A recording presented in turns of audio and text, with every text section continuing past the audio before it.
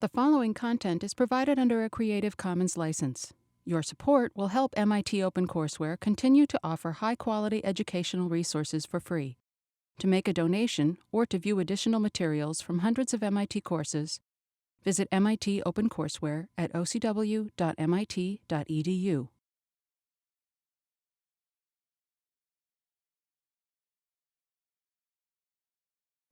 So my name is Chris Walley, so I'm an associate professor of anthropology here in the anthropology program. I think we're just going to start out doing introductions. Mostly my work as an anthropologist is in other areas other than documentary film, although I've been working on documentary film off and on for a number of years along with Chris Boebel, and we've currently been working on a documentary project called Exit Zero. Which is about a community in southeast Chicago that used to be a steel mill community and all the industry left, and it's sort of looking at the social transformation of this region. So actually a little later in the class we'll show a bit of that and just talk a bit about the process of making that film for us and some of the issues that have been coming up in the process of making it. But anyway, so if, Chris, you want to introduce yourself? I'm Chris Boebel. I'm a filmmaker. Have a pretty varied background in documentary film, but also fiction film, mostly independent film, some television, a lot of commercial work. I currently work at MIT doing a lot of science documentary work and instructing in this class. And no science background. I went to NYU Film School. But I've done, both before being at MIT and obviously since, I've done a fair amount of documentary focused on issues that deal in one way or another with technology, nuclear power, space travel, things like that. And this is the man behind the camera. I think you should turn the camera on yourself, Dave. There you go. Dave Sterpinis is our teaching assistant who will be spending a lot of time with you, both on technical and creative issues. Really terrific editor and camera person, and all-around guru and confidant and mentor, who will both Dave and I will keep regular office hours as the semester goes on. We have just a little office across the hall here that includes a couple of edit stations, and we keep regular hours in there. That's where all the equipment is. That's also where you will be checking equipment in and out of. And there are also edit facilities available just downstairs in, is it building 24? 26? The new media center. Some 26. Of you may be familiar with it. It's right downstairs. But anyway, it's in your syllabus. So that's who we are. And do we want to find out who they are? Yeah, so let's just go around the room first. If you just want to say your name and sort of what your interests are. And we actually, even before we go around and introduce yourselves, just to tell you a little bit about how this class works, in case you're wondering what you're getting into. We'll just tell you really, really quickly, and then we're going to sort of jump right into things. And then at the end of class, we're going to go over the syllabus in detail and the different logistical issues, like how you check out film equipment and other kinds of things. But so basically, the way this class works is we meet twice a week. So we have this Wednesday night class for 3 hours, and then there's the lab on Friday. And we know it's a big time commitment for students, but what I guess compared not to some other classes, perhaps. But we've tried to arrange the class in such a way that it doesn't add any additional time to what you would normally be doing in a class. Part of the idea with the lab is some of what you would be doing in the lab you would be doing on your own anyway, but this way you could do it with supervision, with help.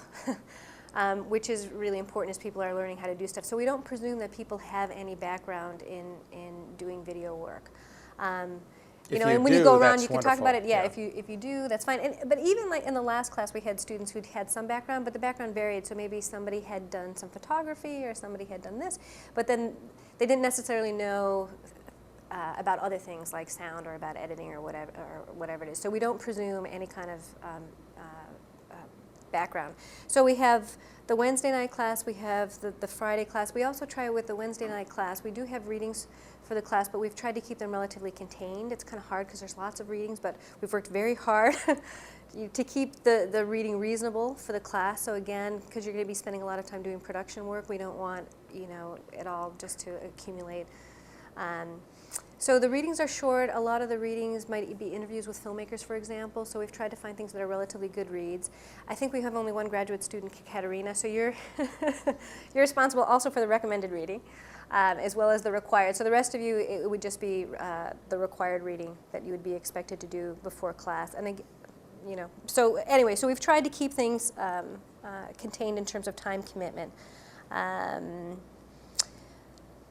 Anyway, so that's just a few of the most basic things, and then at the end of the class we'll talk more again about how it's actually set up and kind of what kinds of exercises and projects you're expected to do over the course of the class. And the Wednesday night class, what we do in that class is we watch clips from classic documentaries that are addressing certain kinds of issues we want to talk about, and they're really discussion based, so it's you kind of responding to the clips based on the readings, having conversations about that. And then the Friday class is the one that's the production class, so that's the lab part. That's where you're really learning how to use the equipment, but you're also going to be given different exercises, and we try to make the exercises really link up with what we've been talking about in the Wednesday class theoretically. So for example, if in a Wednesday class we're talking about cinema verite, you might not know what that is, that's totally fine. If we're talking about that as a certain kind of film technique, we might send you out to do a little assignment around MIT that's a cinema verite technique. So we try to make the production and the theory part of the class always link up and work together. Okay.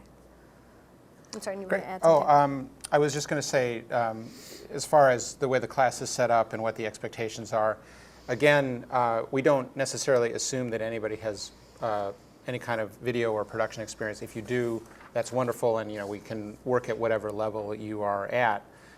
But for those of you who might have production experience, there's a very steep learning curve to this stuff when you start out doing it, and that's what the purpose of the lab is as well, that it's a fairly intensive time when we can work with you and sort of get you over a lot of the really basic mistakes that everybody makes when they start out. And if you've already made those mistakes and you're at a further advanced level, we can adjust to make sure that you are working at whatever level you're at. Okay. So, I'm sorry, I keep standing in front of you. That's okay. In front of your face. Anyway, okay, so the way we're going to do tonight's class is the first half of class. I'm going to give a bit of a general overview, and then Chris is going to give a bit of a general overview, and then we're going to break for a bit, and then we're going to come back and we're going to hop right in. And we're going to start talking about early science documentaries in the 1890s and watching some clips that are really fun and interesting. Hopefully, will be quite enjoyable, but because there's a lot to do over the semester, which turns out to be really short, we're going to just hop right in. So anyway, so just the overview, a bit of an overview first of some of the major ideas in the class. So this class is about documentary filmmaking, about science and technology, however we want to define that. But it's also about thinking through ideas through the process of making documentary films. And a lot of classes that focus on film or video tend to split into here's the theory classes that analyze things, and here's the production class that teach you how to do the hands-on end of things. And this class, we've tried to set it up to really counter that. I mean, our idea is that you can't separate out the ideas from how you actually go about making things. So we want to constantly, through the process of making, be thinking about the ideas at the same time, put that all back together. And we would argue that in order to really understand and think about documentary films, you also have to know about how they're actually getting made.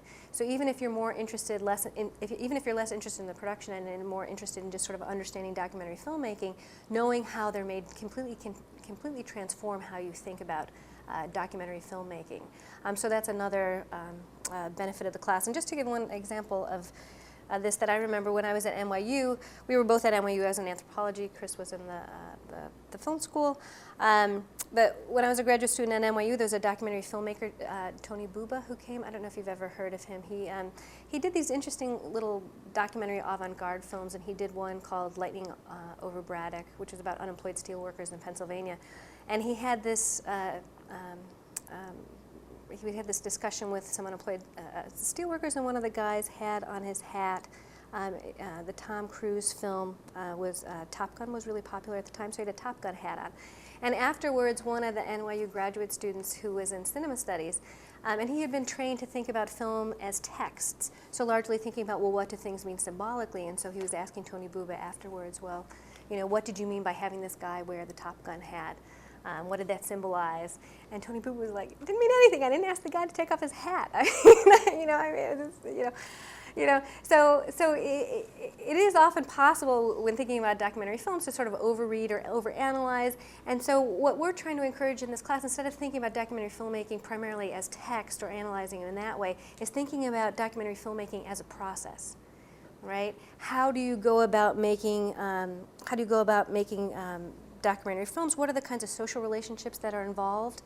And we would argue that potentially a more helpful way of thinking about documentary filmmaking as a process is thinking about it in terms of being a social negotiation between the filmmakers, the subjects of the documentary films, and the audiences. Right? So how do the films come into being? How do they circulate? How are they interpreted? What's the kind of social negotiation among all these different kinds of players? And there's both a documentary filmmaker and theorist, David McDougall, who argues that there's three ways to think about this relationship between documentary filmmakers and their subjects, the people that they're filming. And do you have the PowerPoint? We do have a PowerPoint. Yes. Sorry. We have two PowerPoints. We have two PowerPoints. So the first one. So he gives this kind of nice little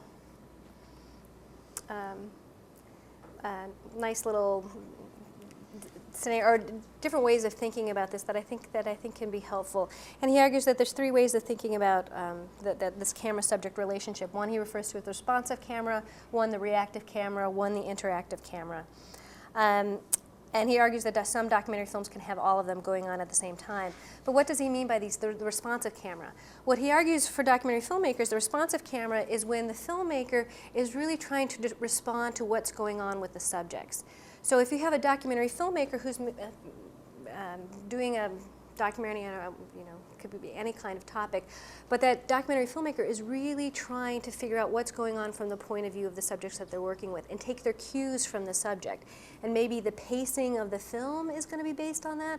So for example, it could be, give me a good example of a film, it could be about a dance group, so for example. So what is the documentary filmmaker doing? Is the documentary filmmaker sort of really responding to what's going on among this group and just sort of following it along and allowing the pacing and the timing of what's being shot or what gets edited later to come out of what's going on with that group and the filmmaker's relationship to that group? So is the filmmaker largely responding to what's going on with the subjects? That's one way of thinking about that film-subject relationship.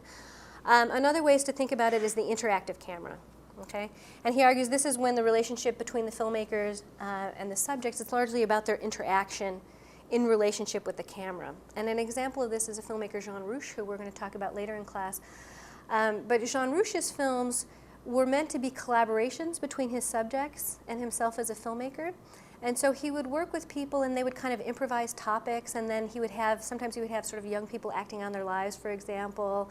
And so they were meant to be sort of interactive dialogues almost between people, where people improvised things that ended up being filmed. So that's a very kind of interactive camera, right? A different kind of relationship. And then the third one being what he refers to as the constructive camera. And that's when the filmmaker uses bits of images or different kinds of shots and puts them together according to a pre-established logic. So for example, if you want to make a film about a particular topic, whatever it might be, and you already have an idea, this is what I want to argue, you might go out and look for images that fit the argument that you already want to make, and then you put the images into your sequence in that kind of order. And so David McDougall argues that all of them are valid, and you can make a good documentary based on any one of those different modes. And he argues that some filmmakers might shift between all of those modes even in the course of one documentary film. But it's kind of helpful conceptually to think about there's all these different kinds of relationships you can have as a filmmaker with the people that you're working with.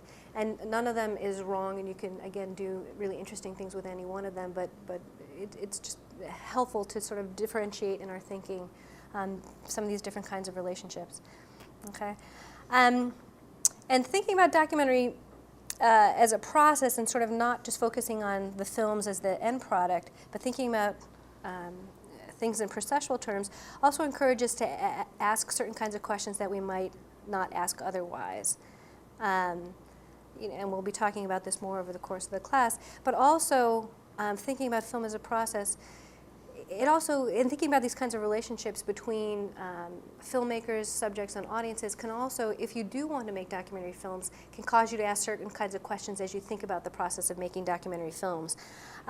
So what kinds of topics do you want to focus on? What kinds of relationships do you want to create as a filmmaker with your subjects or with your audiences?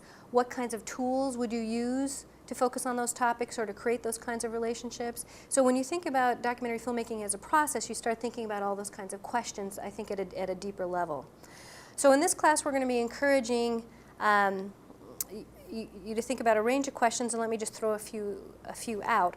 One is, what is this three-way relationship between filmmakers, subjects, and audiences? We want to be constantly thinking about that when we watch films, when we talk about films, when you're out actually shooting stuff, thinking about that relationship. Secondly, what's the larger social setting in which the documentary films are being made, and how does this shape the film and how the film ends up being interpreted? So what's the larger social setting when things get made? Number three, what's happening outside the frame of the camera? And David McDougall, in an earlier book of his, he has this wonderful quote about documentary film, and he says that if you think about the viewfinder of a camera, that it's the opposite of the viewfinder of a gun. And what he means by that is that if you look through, if you imagine a soldier looking through the viewfinder of a gun, the idea is to frame an image in order to annihilate whatever is in the sights of the gun. But he argues with the camera, you aim in order to focus on you aim your image. But the point of doing that is not to annihilate what's in the frame, but to preserve whatever is in the frame. But in the act of preserving what's in the frame, you annihilate everything else outside of it. Right? So that's what you have, that's what remains, is what it is that you shot, but everything else, the larger context that was happening sort of around what was being shot, gets completely lost and annihilated in the process. And one of the things that we want to be thinking about when we think about documentary films is sort of what's all that stuff outside the frame that often we don't end up talking about. Okay? And the fourth thing is, how does the process of going about making a documentary film, the kinds of aesthetic choices people make, the kinds of production choices, how do they shape the kinds of questions that you want to ask? Okay. So what ideas get conveyed? How do people interpret the film? So once again, we're basically arguing that you can't separate out the doing from the thinking, that you can't separate out the filmmaking from the kinds of ideas that you want to convey, and that we want to be thinking about these all at the same time. Okay, and so one final thing I just want to throw out here. So in this class, we think about documentary film as a construction, right? And often when people think about documentary film, often there's a tendency to sort of get caught up in debates about whether something is objective or subjective, whether the filmmaker is being objective enough or whatever it is. And we would argue that it's more helpful to think about all documentary films as being constructions. And by that, we don't mean, and by that we don't mean that certain documentaries aren't more accurate than others, because they clearly can be. Obviously, some films can be far more accurate than other kinds of documentary films. Some can be far more perceptive than others. Some documentary films might be completely distorting and problematic. But saying those kinds of things is different from saying that something is not an objective, because saying something's not if you want to say something's objective, it's implying that basically that with the camera you can somehow just make a record of the world and somehow not bring yourself and your own interpretations to whatever it is that you're looking at. And is that really possible for any of us to be able to do that? And so it's more helpful, I think, if we think of it in terms of constructions. It's sort of acknowledging that what people do with the camera is not just a recording of the world, but it's an interpretation of the real world, right? That there's always, in the act of making these things, in the act of it being a construction, it's always an interpretation of the world out there through the choices that documentary filmmakers make in terms of what you choose to focus on, how you choose to edit something. And I've heard some people argue, well, but you can put a camera on a tripod and just let it run, and isn't that objective? But nobody wants to sit around and watch 12 hours of 12 hours of footage of, no one will watch that. In order to make anything that anybody would want to watch, you have to, you're telling something, right? You want people to pay attention to something. So even if it's only focusing on certain kinds of things and excluding others, you're trying to get whoever your viewers are to pay attention to something and to focus on something and not something else. Okay? So there's always processes of interpretation that are involved, and there's always the element of documentary films being constructions. And again, we'll talk a lot about in films, and again, you got lots of documentary films that are not such good documentary films, and others that are really great ones, and some that are more accurate, and others that are not. But they're all constructions in some sense, so we just want to keep that in mind. So, as we said at the beginning, no experience, a little experience, even a lot of experience, we can adjust the class to match. I mean, it sounds like we've got a pretty good group with, nobody has come in saying, well, I've been in 30 film festivals, and so that's good. Again, we're here as a resource. The equipment's here as a resource.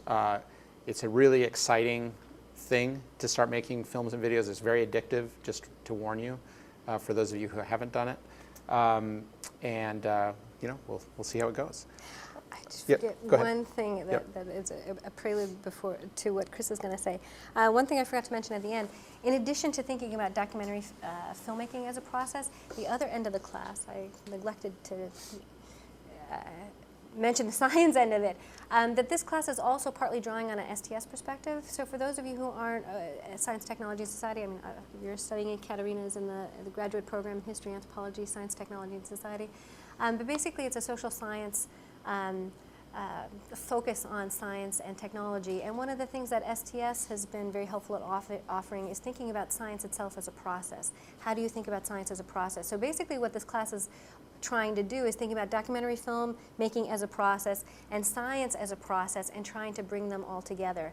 And so we're focusing on documentaries about science, but also we're going to be encouraging you to do your final projects about science, engineering related topics broadly defined. It can be, you can define that in all different kinds of ways, but we're trying to bring both of those perspectives together. And just to mention very briefly, just some of the questions that we're going to be asking on that end is, how has science been captured in documentaries in the past? What kinds of ways? What kinds of narratives get told about science? What kinds of narratives might get left out about science? How have scientists themselves used visual images and also other kinds of media, and towards what ends? And what's the kind of back and forth between science and other kinds of filmmaking, or between fiction and documentary even? So for example, we're going to have a later class on science fiction, thinking about sort of the back and forth between, between documentary and fiction filmmaking and science and literature, for example. So just wanted to throw that out as well. Sorry. Sure. So I'm going to just go through and give you sort of just a quick tour of a couple of, several things that we'll be thinking about in greater detail later in the class. And I take a filmmaker's perspective on things. And I should say, when I say filmmaker or making a film, I'm using that interchangeably with video, because really the medium is,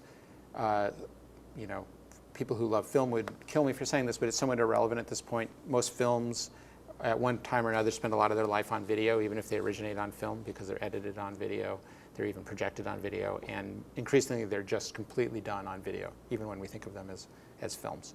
And we can talk about the distinction in greater detail, but just so you know, when I say filmmaker, I mean this stuff. So Chris talked about filmmaking, video making as a process. And I want to go through and just talk about a couple of the things that we're going to be thinking about when we examine that process.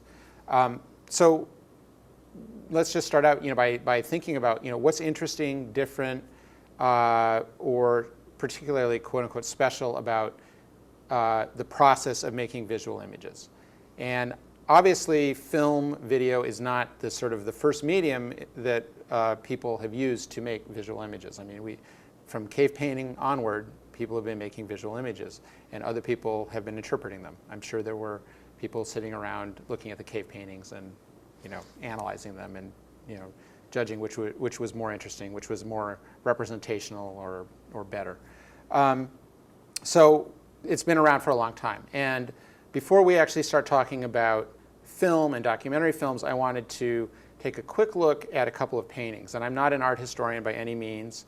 I'm not even beginning to try to present any kind of introduction to thinking about paintings, but I picked a couple of paintings by one particular artist that I found really, really interesting and sort of an interesting entree into some of the issues that we're going to be talking about in film. So does anybody recognize this painting? That's better, yeah. Is that better? Yep, much better. Okay. So any guesses, any ideas? So it's an artist that you may or may not know much about, but you've probably almost certainly seen his work. It's Hieronymus Bosch, and the painting is called The Seven Deadly Sins and the Four Last Things. The four small circles in each of the corners are the four last things: death, judgment, hell, and glory. So you've got death up there, you've got judgment, I think, down there, hell, and glory up there. And then the seven deadly sins are the ones that we've heard. Wrath is at the bottom, and then proceeding clockwise, you've got envy, greed, gluttony, sloth, lust, and pride. And then in the center is the eye of God, who's seeing everything. And that's, I think, Jesus rising from the tomb in the very center. So one of the things that I really like about this painting is that it's kind of an attempt to capture motion. I mean, it looks like one of those spinning discs, like viewer discs. So if you look at it like this,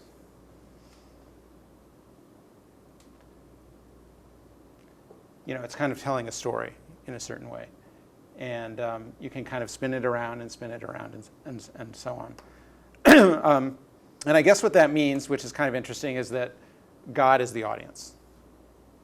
But what also I think is interesting about Hieronymus Bosch's work is it says a lot about kind of the role of the visual artist and sort of the way they interpret the world or their subject. So, I mean, the first thing about his paintings is that, and I don't know, again, you may or may not have been exposed to them. This is not certainly one of his famous ones. We don't actually have a lot of his paintings that we know of that exist right now. But they tend to be very accessible. They're very circulated. Even if you don't know that you're looking at a Bosch painting, you probably have seen them. And we're going to look at another one that's much more famous in a moment. They are very striking. They have a very, very strong kind of view of the world. And you don't really need to know a lot about him or his world in order to look at them, analyze them, interpret them. In fact, we really don't know much about Hieronymus Bosch at all. He was a painter of religious allegories and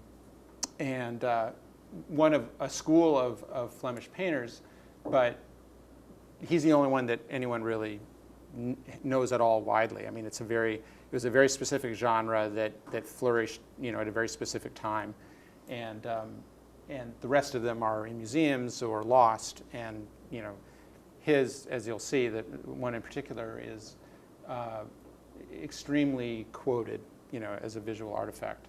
And I think that one of the reasons for that, which you'll see in a few minutes, kind of interprets or carries over with filmmakers, is that his view of the world has a very powerful internal logic. It's very, very specific, and it's a combination of conventional religious allegory and things that are really uniquely identifiable, things that are hallucinogenic, disturbing, shocking, even nightmarish, and that is kind of unique to him. And from painting to painting, it's very recognizable. So he's got this kind of this body of work that is internally consistent, and he has a very, very specific view of the world that kind of pushes through all of his work. And again and again, you'll see that with filmmakers, particularly filmmakers that we know and talk about. They have a really specific way of looking at the world, and they push that view on their audience, on others. Sometimes they don't make great mentors or instructors because they have this very, very powerful view of the world. But it's also, if they're successful, it's very accessible. and it's very consistent. I mean, if you go to see a Martin Scorsese movie, you have a feeling you know what you're going to get, and most of the time you're right. Even if the films are very different, in some ways there is this kind of very specific and internally consistent view. So this is the next painting here is another Bosch, and it's, actually this is a little detail that kind of shows you the sort of nightmarish melodrama that you see. I mean, this is Wrath, and you've got these little sort of psychodramas playing out. Another great thing, if you're going to be a filmmaker, have melodrama, action, violence. It always works. This is the painting, though, that you may have seen, The Garden of Earthly Delights. And it's a really enormous and complicated work. You've got hell, purgatory, and paradise. And it's a triptych painting, 3 panels. Just enormous and enormously complicated. And I think it's a really great way of introducing another concept that's going to be really central to this class, both in terms of the films we talk about and the theory we talk about and the clips we watch, and also what we do in our own work and how we develop as filmmakers. And that is the frame. The frame. As Chris mentioned, the question of what you frame up in your camera is really central, because as David McDougall says, you're making a choice there, and you're annihilating everything that's not in your frame. And so what you do, what you choose, the choice you make is really, really crucial. But the frame also extends beyond just that simple concept of the frame. The frame is also, what subject did you choose to film in the first place? What style are you filming it in? What kind of internal logic do you as a filmmaker bring to your subject? What's your point of view? Maybe your political point of view or your social point of view. What is going on in the social world around you that may or may not affect the film, or may or may not appear overtly in the film, but affects the film in other ways. So the frame is kind of this overarching idea that really defines and determines the kinds of films we all make. And the really simple way to think about it is just literally what's in the frame. But that frame and those questions kind of extend beyond. What I see in this painting, which is really, really interesting and I think says something about Hieronymus Bosch as a painter, is I see a desire to cram everything into the frame. It's like, I don't want to leave anything out. I just want everything in there. And the detail just is sort of maniacal. It just goes down to this really extreme level. And very often when people look at this painting, they don't look at it like this. They don't see the whole painting because it's often shown as a detail. The most famous panel is Hell on the right. You may have just seen that. Some people don't know that it's part of a larger work. They just see that panel because it's full of all this really shocking kind of graphic imagery, and the rest of it's often deleted. And if you think about it, that's kind of what you might do with a film, right? If you were making a film about Bosch and you chose to only focus on that panel, you could just erase completely the other two and annihilate them. And that is exactly what McDougall's talking about. It even goes beyond that, though. Sometimes you just see details of the Hell panel. This is a classic one here. You see all sorts of terrible things happening to the damned souls. And if you search online for Bosch, for his work, a lot of times you'll get things like this. So here we're not even seeing all of Hell. We're just seeing little details. And again, if you think about making a film about this painting or about his work, think about what you would put in the frame. Literally like this, but also in terms of how would you approach it? Would it be a biographical portrait of him as a painter and a person? We don't really know much about him, so that would be difficult. Would it be an academic study of the sort of the structure and the form of the painting? Would it locate him historically in his time and his era? Or would it be kind of a personal response piece where you, as the filmmaker, as another artist, respond to his art? All of those are very, very valid ways of approaching a film about Bosch, and all of them entail a completely different frame. And all of them would be completely different.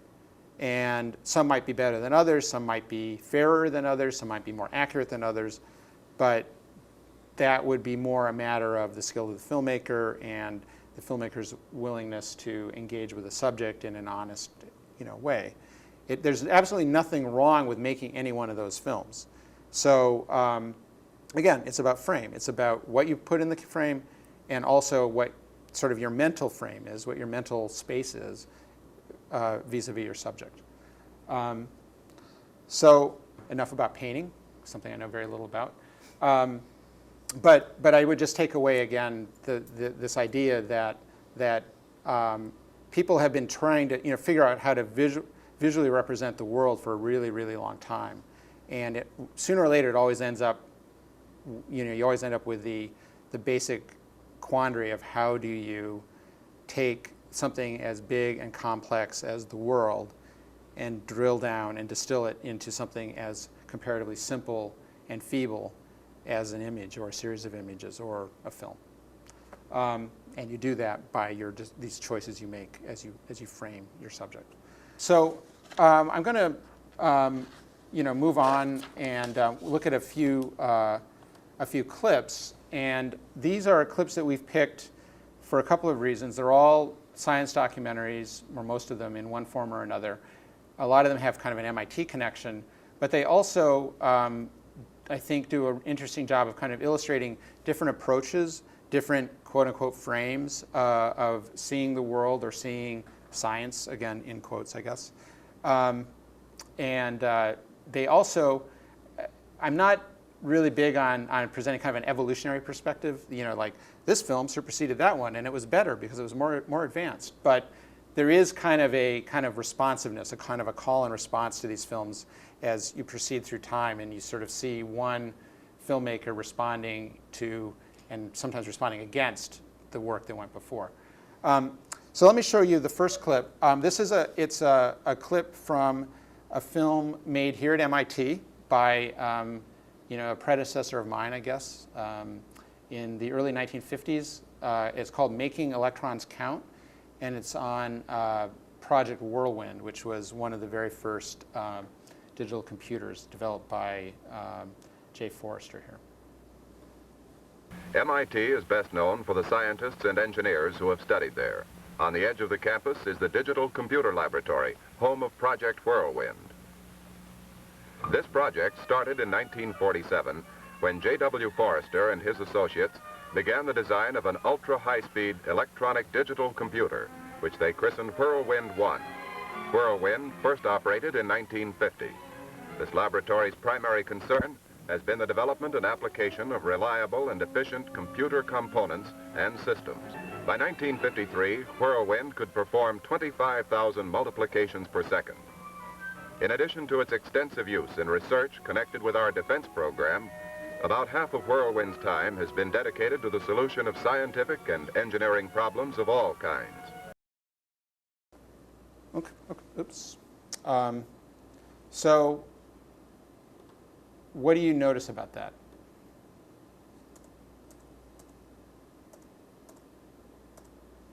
In terms of technique? It's a kind of propaganda feel, the way that the voiceover is talking in the Propaganda feel. So that's a value judgment, which is totally, I agree with you. But why does it have that propaganda feel? I think it's just like the voice is less like personal. It's kind of like advertising it. Right. So it's not like you're watching like TV. Yeah, it's an illustrated script. How did they make that film, right? Somebody wrote up what they wanted to say about Project Whirlwind, and then they went out and they filmed shots that sometimes don't even really illustrate the script. They're just kind of general random shots of people wandering around this computer, right? And they're just filling the time. So they have a script, they recorded it, no particular voice, as you said. It's just what's called the voice of God narration. And then they went out and they filmed X number of shots that they needed in order to fill up that space. And I unfortunately lost my place. I'm going to MIT is play it again known for quickly. the scientists and engineers who have studied there. On the edge of the campus is the digital So, you know, laboratory, static home of camera, Project Whirlwind. This project barely moving here. Whoa, pan. when J.W. Very, Forrester and his associates very daring. began the design of an ultra-high-speed electronic digital computer, which they christened Whirlwind 1. Whirlwind first operated in 1950. This laboratory's primary concern has been the development and application of reliable and efficient computer components and systems. We see people, but we don't meet the people. We don't know their names. We have no idea what they think about this or who they are or what they're really doing. We don't know, we know they're typing at a typewriter. Sometimes we don't even know that much about what they're doing. It's really an illustrated text document. So the next piece I'm going to show you is a short clip from a television program from around the same time called See It Now that is also about the same topic. The Massachusetts Institute of Technology has developed a new one for the Navy. It's a Whirlwind electronic computer. With considerable trepidation, we undertake to interview this new machine. Now to MIT and the computer lab at Cambridge, Massachusetts. Hello, New York. Hello, New York. This is Cambridge. And this is the oscilloscope of the Whirlwind electronic computer. I assume that, like any delicate, finely tuned piece of mechanism, this has a human element involved, too, has it? Yes, Mr. Morrow. I am Dave Forrester, director of the Digital Computer Laboratory where a Whirlwind was built. Well, I wonder if we could take a look around, sir. Yes, let's first look at one of the storage tubes, such as the Whirlwind uses for memory. Whirlwind stores in these tubes information in 25 millionths of a second. And further down the row, you can see some of the electronic circuits which make Whirlwind work. So what do you notice about that one?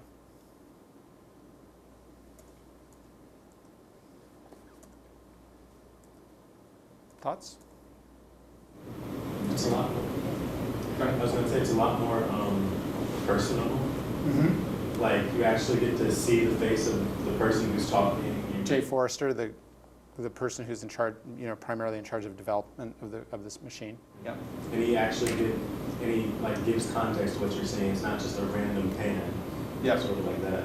Right. Of the environment, but he's like, oh yeah, in this shot we're showing you this, and then we'll move over and we'll show you this too. Yep. Other thoughts? This sounds different. Doesn't it have like a kind of music in the background? Generic music again. I mean, it's just kind of like, you sort of feel like they measured out the tape, like, well, we need 100 feet of music here, and then they got it done and they cut it. Yeah, I mean, this one is, it's drama. First of all, they're trying to create drama, right? I mean, it's the magic of live television. This is Edward R. Murrow, who, this was an extremely famous broadcast, very early, extremely famous early television program, and he's bringing you in magically into a laboratory at MIT to meet Jay Forrester and meet the Whirlwind computer. But it's still, it's still pretty scripted, right? It's still pretty stiff, and it's personality driven, but it's also very formal. It's written, obviously. I mean, seems to have his lines memorized. Certainly, Edward R. Murrow has his lines memorized. But in terms of something that is compelling, and I mean, if you can get over the sort of the technological gap between what we're used to seeing in this, it's a lot more compelling to a viewer just to watch this than to watch the other one, which is just this very kind of text with pictures and images. So I want to read a quote from a filmmaker, pretty famous filmmaker, film producer named Robert Drew. And it's specifically about See It Now, which was, as I said, a popular series at the time. So this is what Drew, who was a contemporary, said. I tuned in to watch Murrow See It Now. As the program progressed, I turned off the sound and watched the picture. The progression disintegrated. What power had been there turned to confusion. The logic left. When I turned the picture off and listened to the sound, the program tracked perfectly. Later that year, Murrow's television programs were printed in book form. They read very well. So again, what he's saying is that although obviously it's a lot further along than visually and in terms of drama than the first piece we looked at, it's still really, really audio and text based. And if you think about it, we just watched it without sound. As I got back to my place, you wouldn't know what was going on other than the sign that says MIT. And it's something about a computer. You wouldn't have any kind of sense of a human drama going on or what these people were engaged in or why. And again, I personally am not criticizing the use of audio or reliance on audio, but there's a strand in filmmaking that says, well, films are about images. They are visual artifacts. And you can't have a painting about sound or a painting that relies on sound where the painting, the image is irrelevant, although that's kind of an interesting idea. Now in conceptual art, now we could, but sort of in traditional painting you couldn't. So why would you in film? So Drew and some other people got very interested, and they were drawing on a number of sort of historical precursors, got very interested in another kind of documentary filmmaking. A documentary filmmaking that would privilege the visual and the sort of the experiential, the sensory, over the text, over what was being said, either in an interview or a script. And we're going to show a quick clip of one.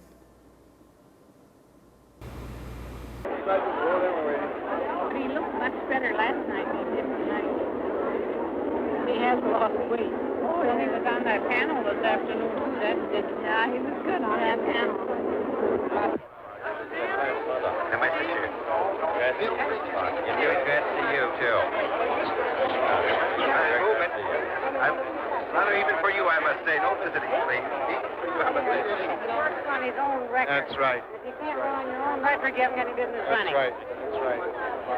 Thank you very much. Oh, thanks a lot. Nice to see you. My pleasure. Thank you very much, Steve. Thank you. Thanks. Thank you. Very glad to see you.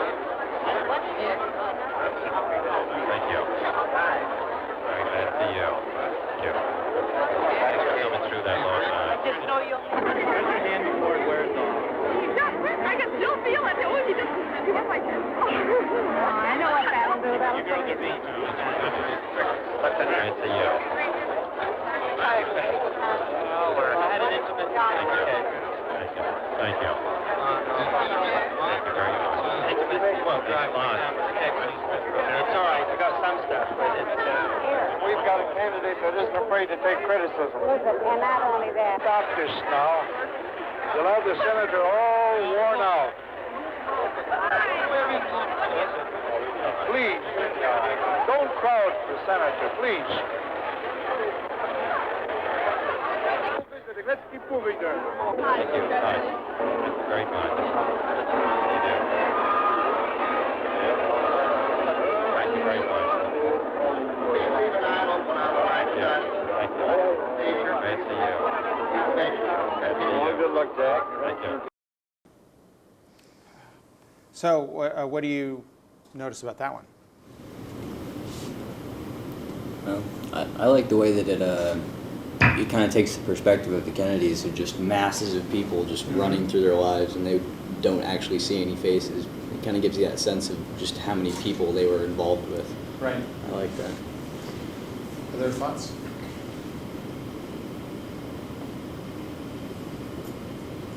They broke apart the different aspects of what they were doing, handshaking, Jackie O repeatedly smiling, and then the people walking up, kind of sizing up the situation before they actually approached the Kennedys. Right. So in terms of the approach, I mean, you're all absolutely right. I mean, it's about the experience of being in that room, particularly for Jackie and to some extent for JFK. This room, it's, you can almost feel how hot it is, how uncomfortable it is. They're on display. They're just being crowded by all of these people. They have to stand there for who knows how long, shaking hundreds of hands. Jackie just looks extraordinarily uncomfortable, except when Robert Kennedy comes through the line and then he makes the joke, and she seems relieved for a second. It's all about the experience of what it's like to be on display, to be kind of parading in front of the common quote unquote voter in Wisconsin, trying to win the primary. And the whole film is built like that. There isn't any voiceover. There isn't any narration really to speak of. There are really very few interviews, just little kind of maybe snippets here and there. Imagine what the Edward R. Murrow version of that would be. Mr. Kennedy, how did it feel being in that room? Well, it was kind of hot, but it was very great, exciting to meet the voters of Wisconsin. It would get at it in a completely different way. This is all about the experience. It's all about, and it's also about the drama and the story. Like this sort of unbearable tension that kind of keeps building and building, and then RFK breaks the tension, and then it builds again. Let's watch it without sound. The sound is actually really cool. I love the sound in the piece, but visually it's constructed to tell a story without the sound.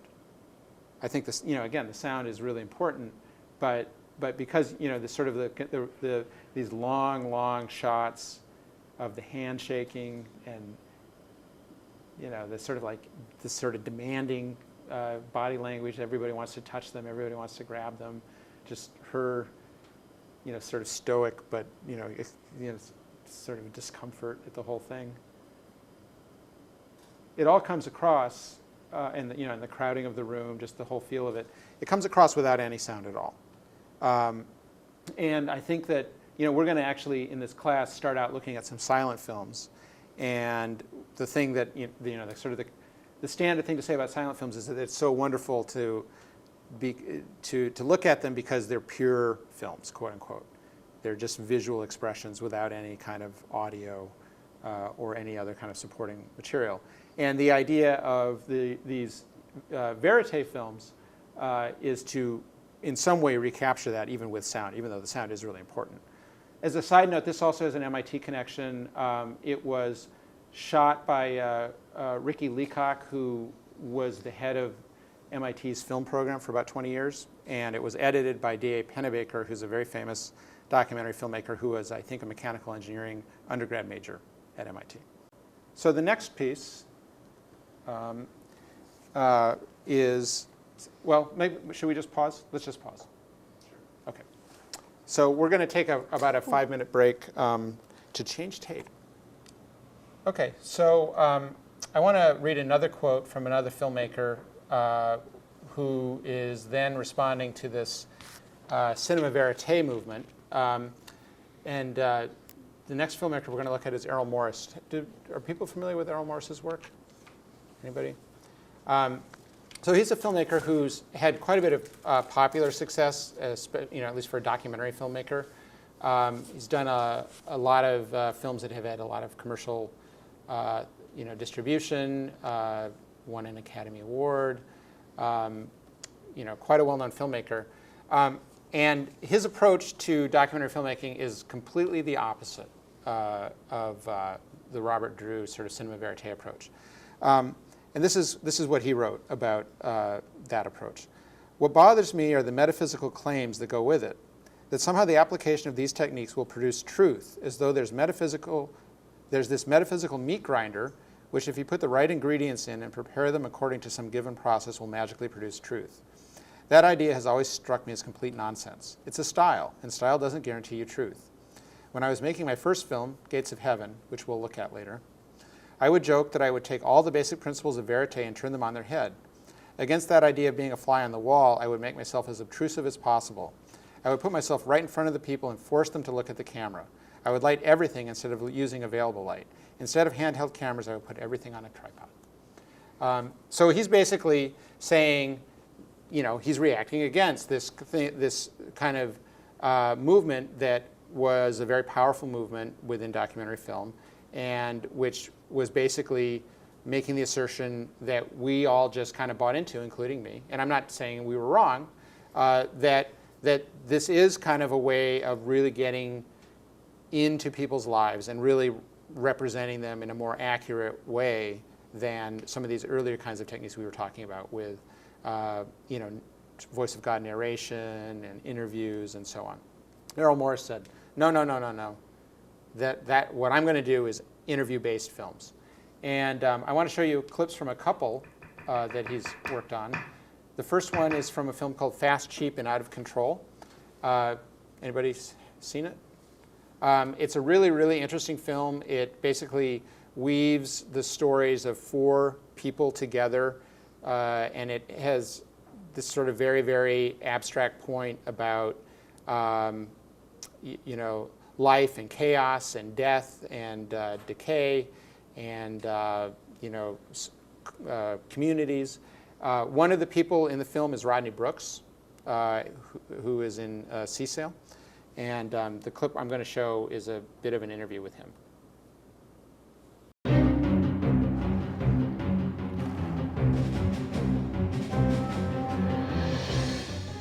Evolution spent a long time, billions of years, getting to the point of little creatures which could chase each other around, have mobility, and interact with the world in a meaningful way, apart from being an amoeba that just sits there and doesn't do much.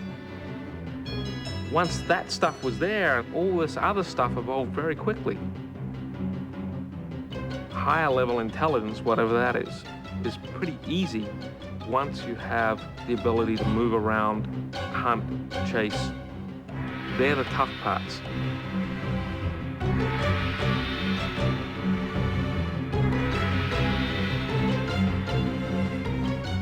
I don't believe it's possible to have a disembodied intelligence without a physical connection to reality. Everything we think, everything in our thought process is built around being in touch with reality. Even the word touch.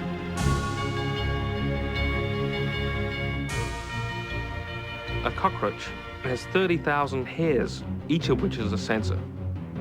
The most complex robot we've built has 150 sensors, and it's just about killed us. We can't expect to do as well as animals do in the world until we get past that sensing barrier.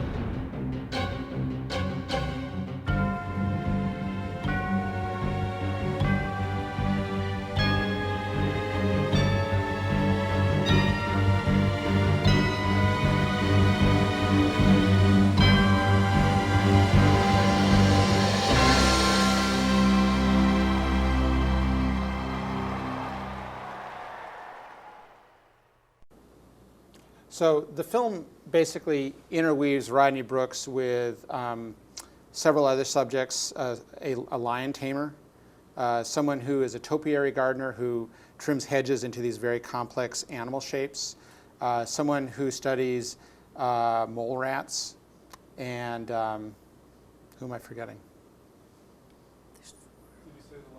The lion tamer. I guess that's it. Yeah. That's it, yeah. So the idea. So again, it's about sort of artifice and nature and mimicking nature and how various organisms live in the world and how they respond to the reality around them.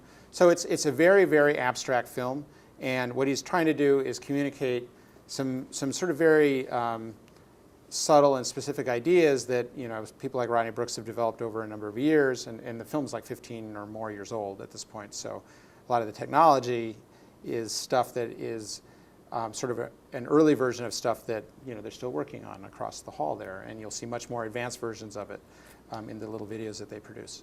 But the whole point is that it's about getting inside his head.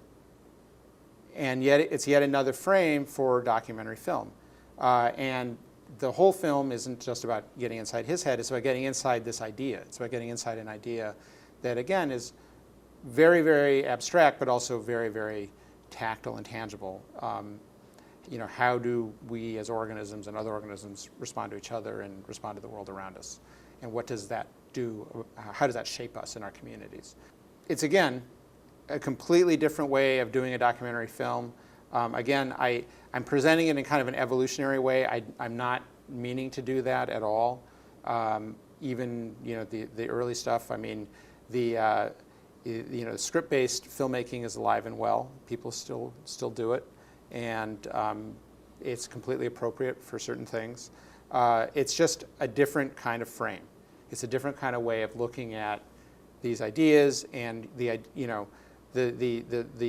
choice you make in terms of your aesthetics or your approach are going to be determined by who you are as a filmmaker, who you develop, who you turn into as a filmmaker, and also what your subject is and what your interests are. If you're Rodney Brooks and you are if you're Errol Morris and you're interested in these ideas that are, again, fairly metaphysical, fairly abstract, if you wanted to do that as a verite film, what would you do? Spend months or years sitting in a lab filming people doing repetitive tasks, and you wouldn't really arrive at the ideas that you would be trying to communicate. On the other hand, if you're doing something that's very dynamic, like a presidential campaign, it makes a lot of sense to use a verite technique. I want to show one other Errol Morris clip from a film that is much more current. It's about 5 years old, called The Fog of War, which is essentially a profile of Robert McNamara, who was Secretary of Defense during the Vietnam War. And as you probably know, the Vietnam War still kind of hangs over our politics in a lot of ways. McNamara is a really interesting figure in that he was front and center in the war effort and made a lot of decisions that people were extremely upset with. Many people were extremely upset with around the world and in this country. People called him a war criminal for things he did. And then late in life, no more than a few years ago, when he was in his early 80s, he kind of came to a different understanding about what he had done and didn't quite, kind of accept blame or present himself as someone who was guilty of doing certain things, but definitely ended up with a much more complex understanding of what he had done. And the film is a fascinating film. He's the only person in it. He's the only interview in it. And it's really about a person, a man struggling with his past and struggling to kind of make sense of it without fully accepting maybe some of the things that he may have done. But I'm just going to show a little clip of it.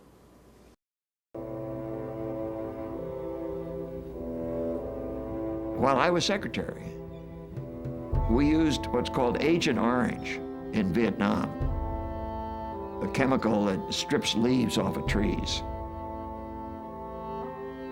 After the war, it is claimed that that was a toxic chemical, and it killed many individuals, soldiers and civilians exposed to it. Were those who issued the approval to use Agent Orange criminals? Were they committing a crime against humanity? Let's look at the law.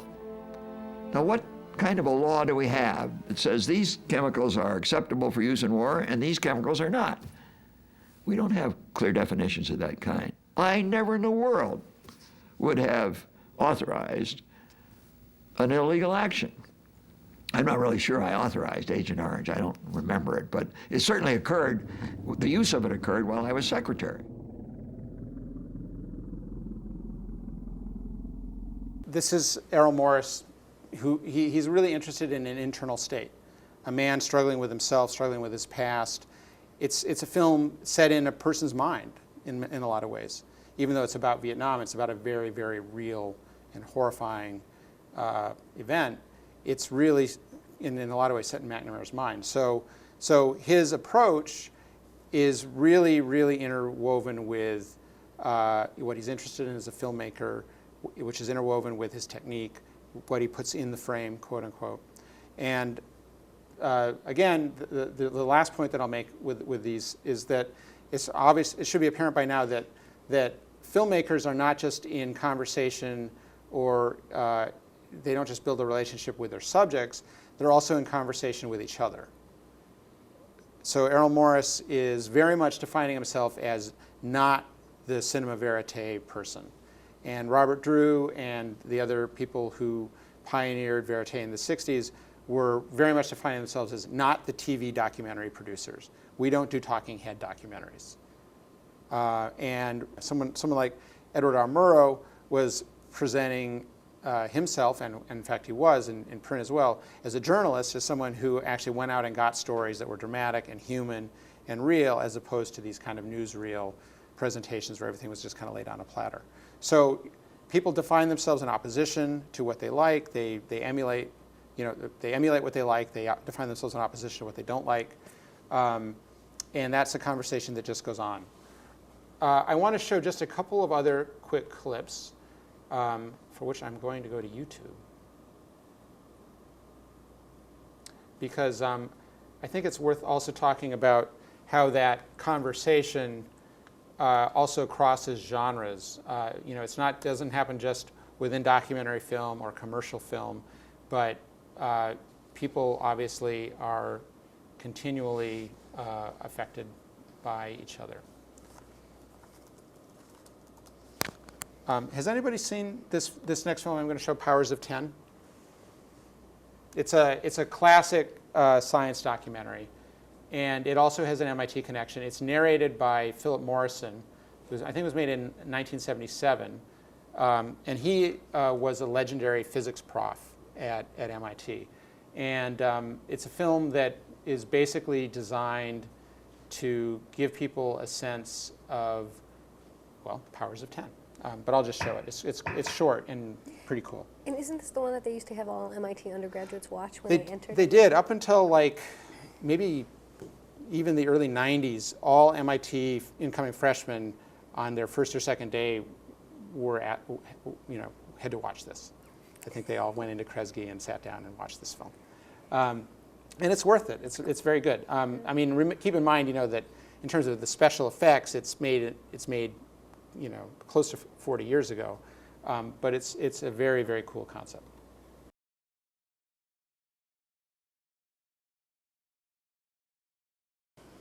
It's a really interesting example of illustrating visually a fairly abstract mathematical concept. And I wanted to just quickly show another clip that I think is a fun takeoff on this. Does anybody remember, or did anybody see the Jodie Foster movie Contact? It's a science fiction film in which Jodie Foster gets to meet aliens. I won't say any more than that. This is the opening of the film, and the idea is to give a general audience a sense of how radio waves or television signals travel away from the Earth at the speed of light. And aside from being wildly scientifically inaccurate, which is kind of funny, the film is just an interesting kind of Hollywood takeoff on Powers of 10, I think clearly inspired by Powers of 10.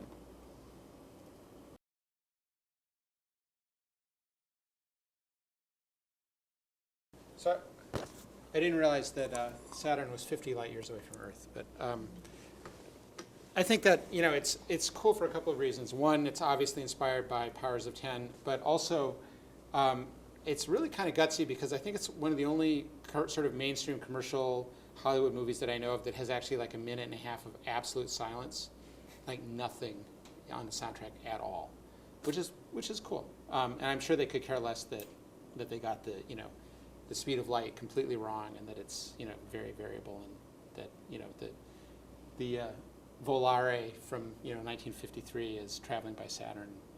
But anyway. So the main thing I just wanted to point out was that these ideas travel, and that's something that you can take advantage of in your own work. You can steal from whomever you like, and certainly be influenced by whomever you like. We're going to be looking at a lot of films in this class, from classic documentaries from the 1920s and 30s up through stuff that was posted on YouTube or Tech TV, just a few weeks ago or whatever. And all of this is stuff, it's grist for the mill for you to be influenced by. And one of the whole points of, again, looking at clips and talking about them and sort of trying to engage with the broad sort of trends and ideas in documentary film on Wednesday night is so that you can come in on Friday morning in the lab and have that sort of informing you as you start playing with cameras, learning about editing, learning about sound recording. Because you know, that's what makes it fun. The technical side can be very frustrating. As I said, there is a steep learning curve, which we'll try to help you get over as smoothly as possible. But what's really, really exciting and fun is just sort of being aware of all the possibilities and all of the sort of power that you have in the choices that you make as a filmmaker. So, want to continue then? Or shall we take another little break? So that was kind of our overview on two ends. Usually most of when we have our classes on Wednesday night, it's basically going to be discussion. So this is sort of more lecturing than we're ever going to do any point other than the semester. But just to get out a bunch of ideas and to sort of get you thinking about things. That's how we wanted to begin things. So now we're just going to jump right in, and we're going to start out with looking at both some very early film clips that people would now refer to as documentary, although at the time they weren't conceived of as documentary. The word documentary wasn't really coined until the 1930s. But we're going to be looking at some early, very early, some of the very first film clips from the 1890s, and then a little bit after that, some of the very first films that were made about science, documentary films. That we would refer to as documentary films now. Should I just hop in? Yeah. Okay. Okay, so we're just going to spend a few minutes on the Lumiere brothers. I don't know if any of you have ever heard of them, but you might already know that film cameras were largely invented in the 1890s, but they were inspired by older technologies. So I don't know, some of you might be familiar with magic lanterns, or sort of lanterns that had like a candle inside, but they might have cutouts around it in a circle that would be projected onto a wall, for example. Or you had my flip books, you know what flip books were, where you would have different pictures. It might be a horse galloping, so a horse in different stages of running, and then you'd have different pictures, and then you'd flip them really fast, and it would look like the horse was moving, right? So there were these earlier kinds of technologies that preceded film cameras, but film cameras as a technology were largely invented in the 1890s. There were a number of inventors who were all working simultaneously, trying to beat each other to get the film cameras out there.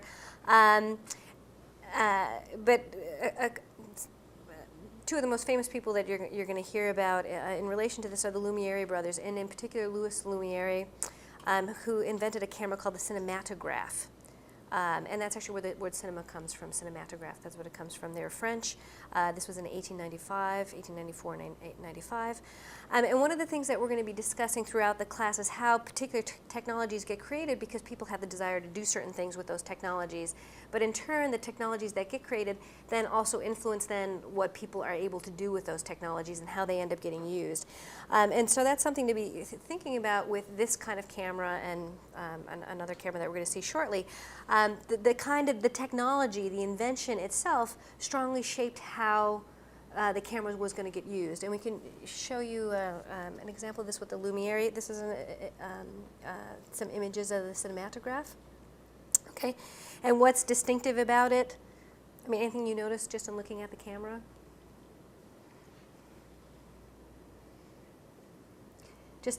And you're actually going to be reading a very short chapter about this for next week, which will give you a little bit more background information. But one thing was that it was made out of wood. It was relatively light. It was about 16 pounds, right? And so it was portable. You could carry it around, right? In addition to that, you see the guy with the camera there. No electricity, right? No cord. It was hand cranked. So you didn't need electricity to do it, and also, something interesting about this technology was, in addition to being the camera, it also could be converted into a projector at the same time, and also a film processor. So you could take images on it one day, and the next day you could project them to the audience and show them images of themselves. Okay, and because it was mobile, it was possible to take it out in the world and take it outside. And actually, it was even better to take it outside because you needed light to be able to take good images. So it was actually better if you were sort of outside using this invention. And so because of this, many of the very first film clips that were taken with this invention were what were called actualities, that film scholars often refer to as actualities, but you might think of them as the precursors to documentary film. So they're sort of little snippets of daily life sort of life out on the fly, outside, and again, sort of the cameras moving around. The reels were really small, so largely they were 1 minute in the 1890s when these first film clips came out. And something else, I don't think we have, that's the only images that we have of the camera, right? Yeah. Something else that's interesting to think about, because there was a lot of competition at the time to invent the moving picture camera. The Lumiere brothers, they had their family had a photography. They made photographic equipment, so they had a factory in France. They were business people. They knew this was going to be a big deal. People were really excited about it. So they were very sort of keen business people in terms of what they did with the camera. And so they started doing showings in Paris of some of the very early, the very first little one minute films that they shot. And they did these screenings in Paris that caused a lot of interest. And then they trained, I forget exactly how many, 40, 50 people early on, to use the cinematograph. And then they sent them out. They made enough of these inventions, and then they sent them out all over the world. So from the very beginning, it was sort of quite international. I mean, certainly all over Europe, and in addition to that, relatively shortly thereafter, they sent some of their operators to Tunisia, to Egypt. I'm trying to remember where else they went. A number of India, Bombay from very early on. And so these operators, they would go out and they would sort of film what was going on, say, in Bombay in the capital, and then they would rent a theater for the next day, and then they would show to the audiences, and they would advertise them to the audiences, come see yourself on film. And so you had these huge lines, everybody wanted to go see these things. They created a huge buzz all around the world. And then after they created a huge buzz, and until that point, they had refused to sell any of these cameras. And then after that, they started manufacturing the cameras and selling them once they had created a huge buzz. So it was sort of very keen business strategy on their part how they did this. So you can think of it as kind of an early YouTube. I mean, it was. It had a lot of the same function as YouTube and a lot of the same appeal. You could see yourself on film, and it also opened up sort of an ability to see others and to see people living on other continents and other countries, people from other cultures, very, very easily, and it seemed almost magical at the time.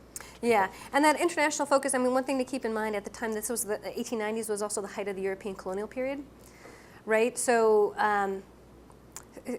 also pretty quickly, documentary films ended up they were shown in the colonies, but they were also often showed a certain vision of images of the colonial powers in relation to sort of the natives, quote unquote, who were in the colony. So you have to keep in mind it was very international, but this was also the international period at that point was a colonial world where you had Europe was very dominant over other parts of the world.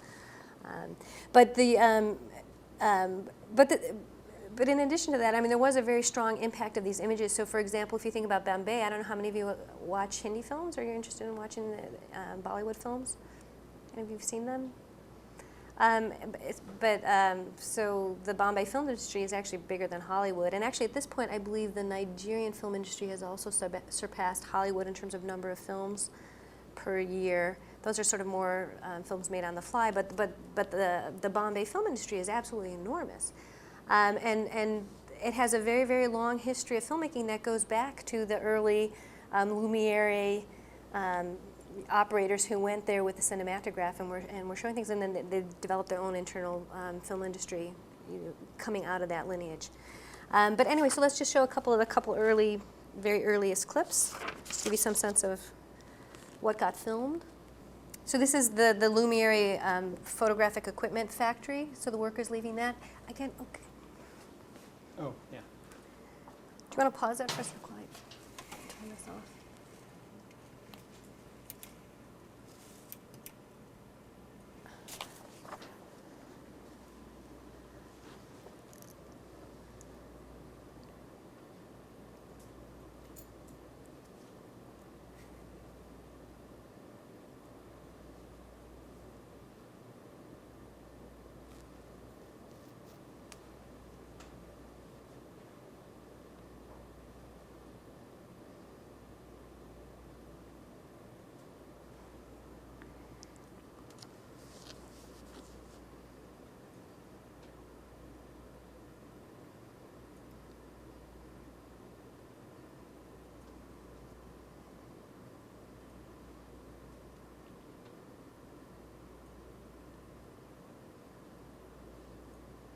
So this is one of the very early films, and you may have heard these sort of apocryphal stories about audiences ducking when the train goes by. This is the actual film that supposedly had had audiences ducking to get out of the way of the train as it pulled in.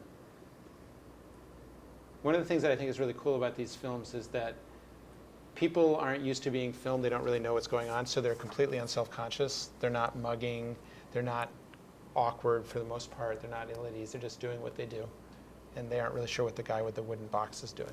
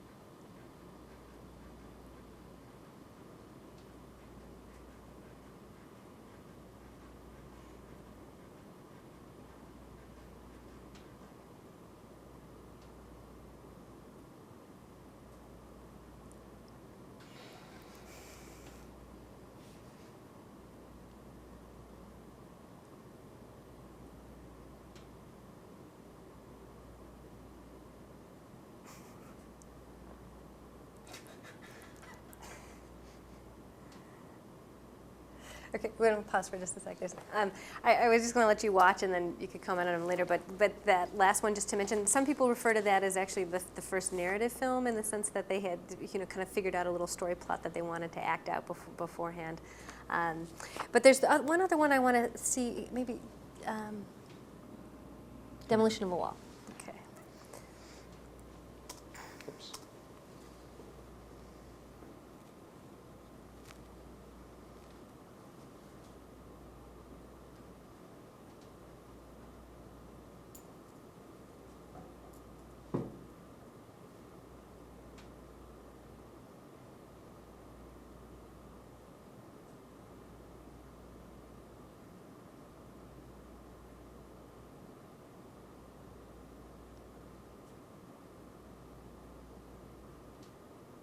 Okay. And what's interesting about that one, because the cameras were cranked, you could also run them in reverse, or you could speed them up, right? So this is something that the operators would do to amuse the audiences. So with the Demolition of the Wall, they would have the wall come down, and then they would reverse it and have the wall go back up, which was like a really big hit. I thought that was really funny. So you could speed things up to make things funny. We didn't show any international ones. We should show one. Oh, we skipped that Dragoon. Oh, that could be. I don't think I've seen this one. New York, just for fun. Panorama.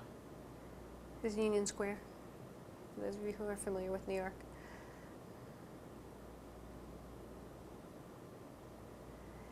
Anyway, but there's a number of them also where This is different. you see royalty, you see military troops on maneuver, you see just little snippets of life, and so these are some of the very early actualities that were made by the Lumiere operators. So just general reactions, comments on things you thought that were interesting?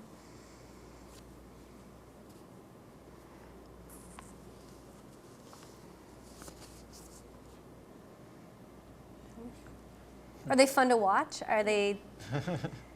I mean, so why are they fun? Or anything surprising? I mean, home video, yeah. What makes a home video like? Just because it's kind of little moments that are if you were related to them, they'd be more valuable too. But you kind of feel like. Yeah, and there's actually we didn't see one, but there's one with the I don't think it's on this disc, but there's one of a sack race. I'm not sure. If it was to the workers at the Lumiere factory, who exactly was, but there's all these, guys in the sack race and falling down and they're laughing at the camera, and they're totally mugging it up for the camera, and that it definitely has sort of a home video quality.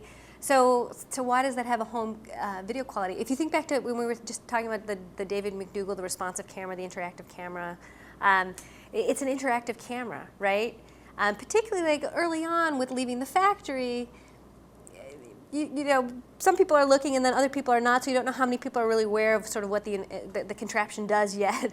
But a little bit later on, people are very aware of what this thing is doing, and they really start hamming it up for the camera. So there's this sense of this interactive camera where people are, you know, they're not pretending that the camera's not there, right? They're interacting with the camera, and they think it's fun. And that's something that really switches later with both fiction films and documentary films, where both of them increasingly become about creating interior worlds, where the focus in a lot of fiction films is about creating the sense of an interior world where you're sort of getting inside some other world, and you don't want to really have attention being called to the fact that this is being filmed necessarily. And a lot of documentary film follows those ideas as well. But sort of early on, again, there's no distinction here between fiction film and documentary film, right? Because this was just invented.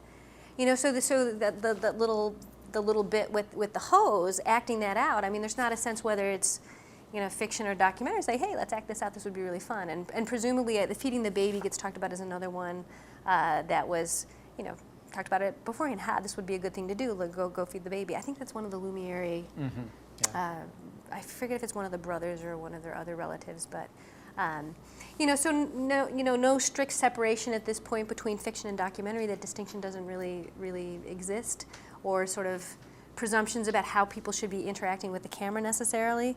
Anything else that you guys noticed or thought was interesting? Just to kind of build up on what was her name? Sabrina. What Sabrina said, it's interesting that most of the scenes are very kind of daily life, mundane. So like you have a camera, the first thing you want to film is yourself, your city, your family, kind of find a little joke in the garden rather than filming like grand things. And I thought it was very nice.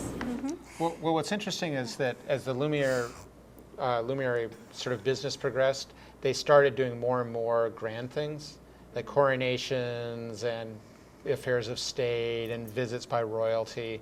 So it became more newsreely.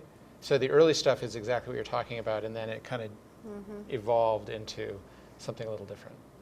Yeah, and sometimes it gets talked about is that, you know, sort of royalty and the wealthy came to say, this is a really cool invention, this should really be focused on us. And so when the Lumiere operators would come, for example, they'd be like, well, you should really do the coronation, and the operators were getting like, this is like the 35th coronation we've filmed. But, you know, so you had this kind of process where sort of more elite members of society were like, well, we're really the appropriate subjects for this. But, you know, as you're both saying, that the very early stuff is just this kind of, you know, daily life. And so one of the things that's interesting about this is that some of the very earliest films, what documentary film folks like to say is that, some of the very earliest films that were made were actually what we might think of as documentaries. Or actualities, as they referred to them at the time. And one of the things that's always really striking to me is that the sense of kind of wonder. But like, wow, look at this new contraption. Look what it can do. You know, look how we can see the world differently through using this machine, and look at how we can look at ourselves. And you get this kind of sense of excitement and fun about this sort of new way of looking through the world through this technology. And I think that was something that's very powerful early on, and that we it's sort of important to think about in terms of these kinds of technologies and how people related to them. But now we're going to look at another kind of camera that was a very different kind of invention, and what were the implications of this different kind of invention for what got made.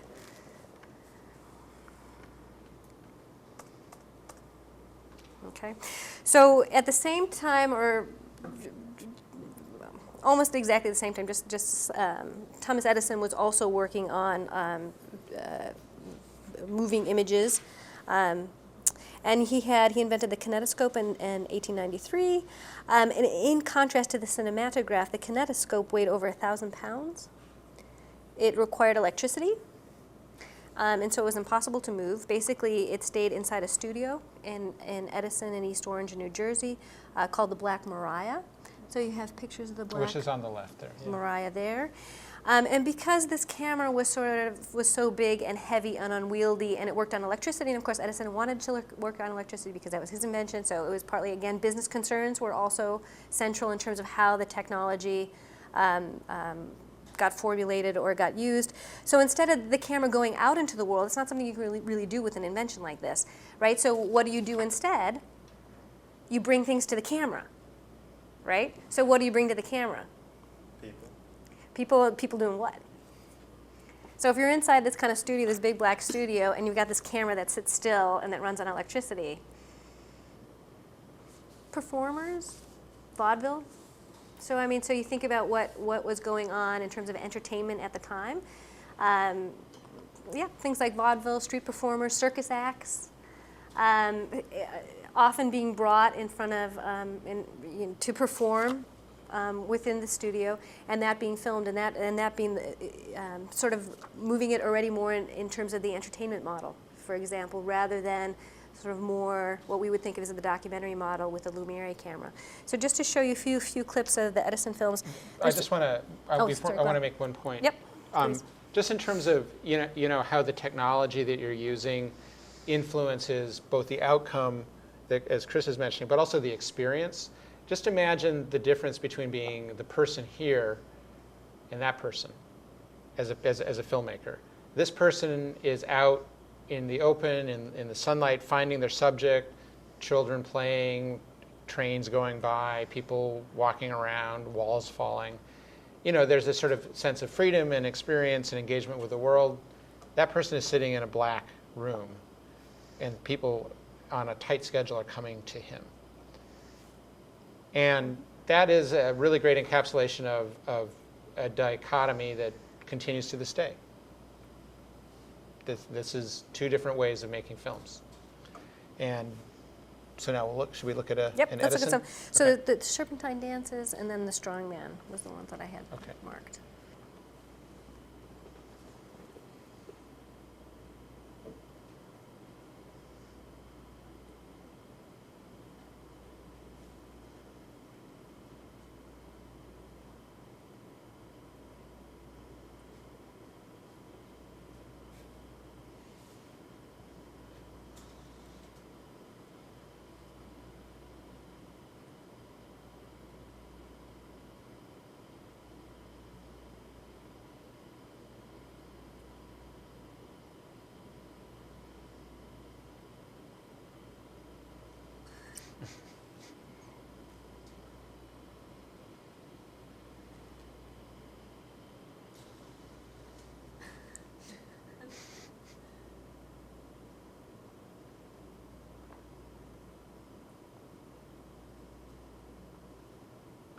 Okay, we can watch another one just for one fun. more, okay.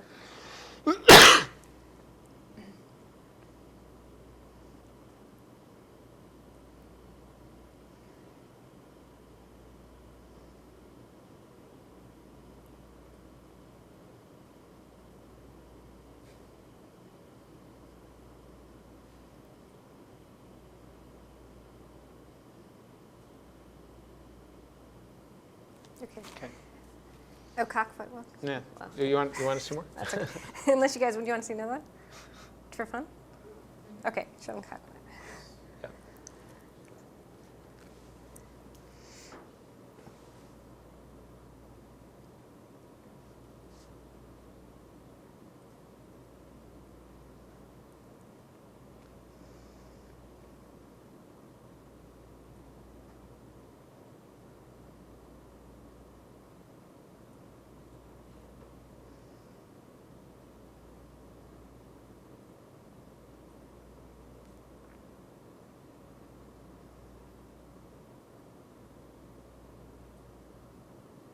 Okay.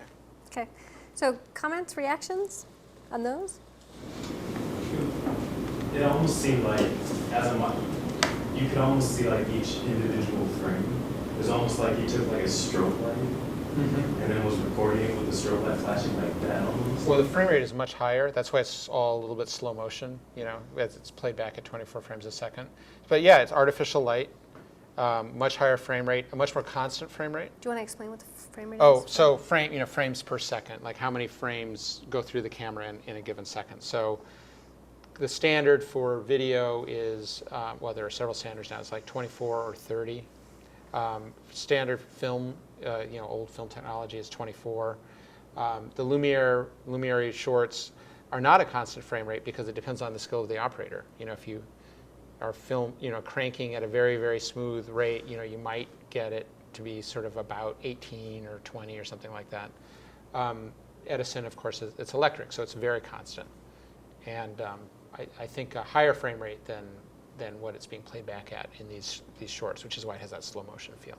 But yeah, exactly. It's got probably the strobe is the fact that there's a shutter on the camera that's a very even shutter that's going at a constant rate, and the light is took a lot of light to make these, which is so massive banks of lights inside the studio, as opposed to the daylight and the hand crank and very different feel. Other reactions to it? That's a very obvious comment that compared to the other films where the camera is portable, instead of having the camera going after people and chasing them, you have people kind of trying to stay within the frame dictated by the camera. So the dancer is doing all these wonderful moves, but she's basically standing on the same spot. Yeah, it's all it's studio filmmaking, which again is persists, of course, to the present day, but it's completely controlled.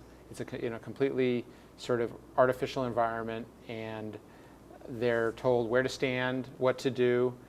They're start, stop, action, cut. Let's do another take. I mean, it's very much what we think of as mainstream commercial filmmaking. And so, what else about content? In addition to being sort of entertainment, what kinds of entertainment, or any? I mean, one thing to be thinking about. During this period, what was popular entertainment like in the 1890s? A lot of it was geared towards sort of working class men in urban areas. So that's partly the cockfights, the fighting matches. I mean, so this was part of popular culture in urban areas. Particularly, this is also the period where you have massive industrialization. So you have a lot of factory workers who are moving in and who have money because they're earning wages, right? Where they can have money to go and pay to go watch these things, right? So it's built into that popular entertainment for a growing population of people who are earning wages in factories, for example. And in this early stuff, particularly for the men. And then you also have, the circus stuff as well. Whereas the Lumiere stuff, I mean, the Lumieres were coming from a much more middle-class background. There's a much more sort of middle-class sensibility to I mean, although you see the factory workers in their factory too at the same time, but a somewhat different kind of feel in terms of focus, in terms of content. So again, sort of thinking about, well, what's the social context in which these things are being made? As I talked about earlier, that's one of the things we always want to be focusing on, like sort of what the social embedding of the kind of images that are being made. So we'll pause. Let's take a tiny break, and then we can come back. Well, and just to let you know what we're going to do, after this couple-minute break, is show you some of the very earliest clips from science documentaries, again, which are I think are quite fun. And quite interesting, and we'll just talk about them very briefly, and then we're just going to go over the syllabus for the class and explain more about sort of the mechanics of how it works. Okay, so just to look at a couple of the very earliest, what now gets referred to as the earliest science documentaries, and if any of you are interested, I did put I mean, obviously, you weren't expected to do any reading today before you got the syllabus. But if you are interested in this topic, there's an article for today by Hannah Landecker that talks a little bit about these very early science documentaries and why, say, scientists thought they were interested. So if you're interested in that, it's really short. It's like 7-8 pages. So if you're interested, there's information there if you'd like to find out more. Okay, so the early 20th century, so again, just a few years later from the period that we were talking about, so say the first 10 years or so of the next decade, you also see in addition to the kind of Lumiere shorts that you saw, and then you see the Edison stuff across the ocean happening in the United States, you also see other sort of subgenres starting to emerge. And one of the very early subgenres that you start seeing is an interest in science films, about these little films about science, which are interesting for a number of reasons that we're going to talk about. And one thing to keep in mind is if you go back and think to the 19th century, now I'm trying to think of like what's that big Hollywood movie that was done about natural history in the. I was just trying to think of a Hollywood movie that might convey some of the interest in natural history that was so prevalent in the late 19th century. Insects and. You guys, it's not ringing a bell, so never mind. You guys aren't. No, you've seen it. We saw it together, so okay. I'm just misremembering the. Not being able to remember the name. But if you think back to the 19th century, there was a lot of interest in natural history, for example. So popular activities, say for a lot of middle-class families, might be going out and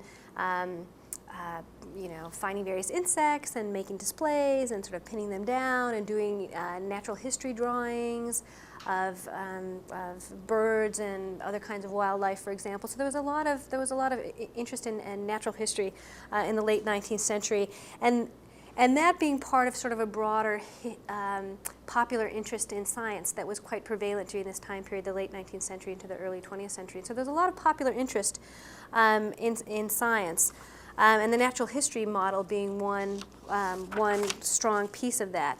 And so the very early, what often gets referred to as the very first science film, is a short film called Cheese Mites. And it was shown at the Alhambra Theatre in London in 1903. And it was organized by a businessman named Charles Urban. And it was shown as part of a program. It also had other popular entertainment acts and sort of music on the stage. And so we're just going to show you Cheese Mites. So Cheese Mites is looking through a microscope and filming what you see looking through a microscope on cheese, at microorganisms on cheese.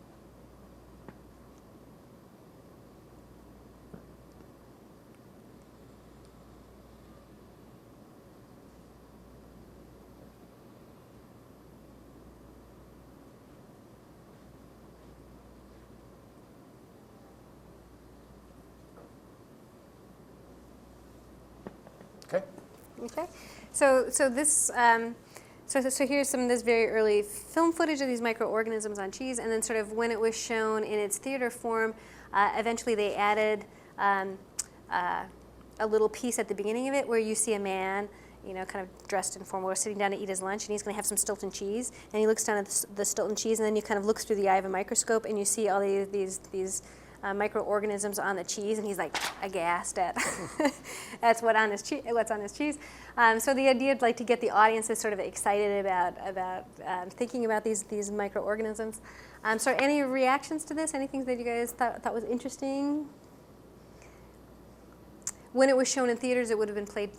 Music would have been playing as part of the entertainment. But the original version is silent.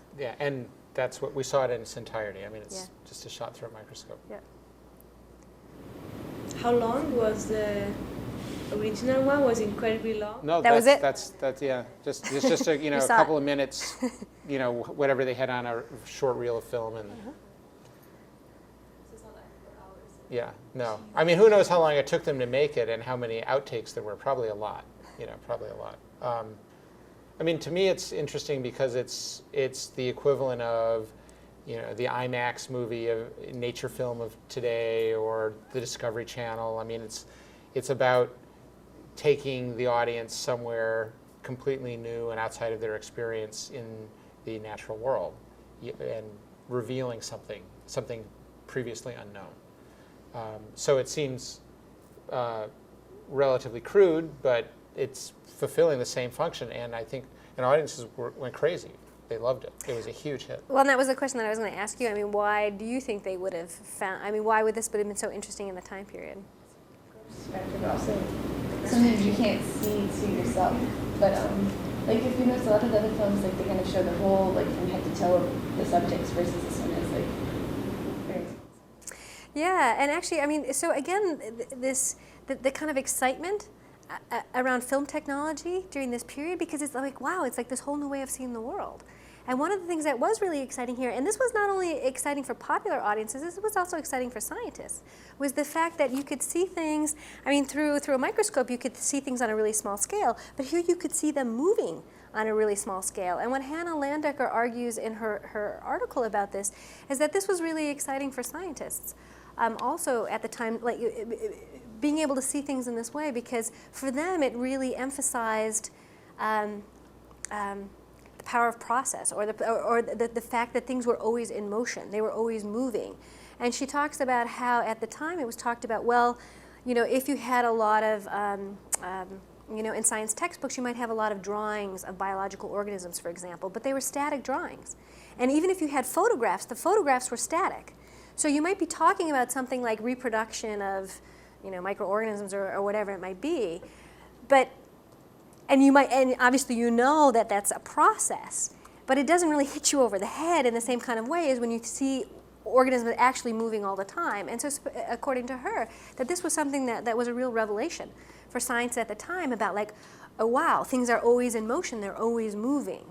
And so there was a lot of excitement about what can we see through this new technology. And one of the things that's interesting that she talks about and a number of others talk about also is that, you know, for these very early pieces, you might have scientists being excited about the same kinds of images that might then later be shown in theaters. So the bit that we just saw, cheese mites, you might have, you know, scientists, you know, watching these images at conferences, thinking about their implications, or sort of does it suggest different kinds of experiments to do, for example, you know, and then you put the bit about the guy eating his Stilton lunch for cheese and being aghast, and you put music to it and you show it in the theater, and it might be the exact same images being shown for popular audiences.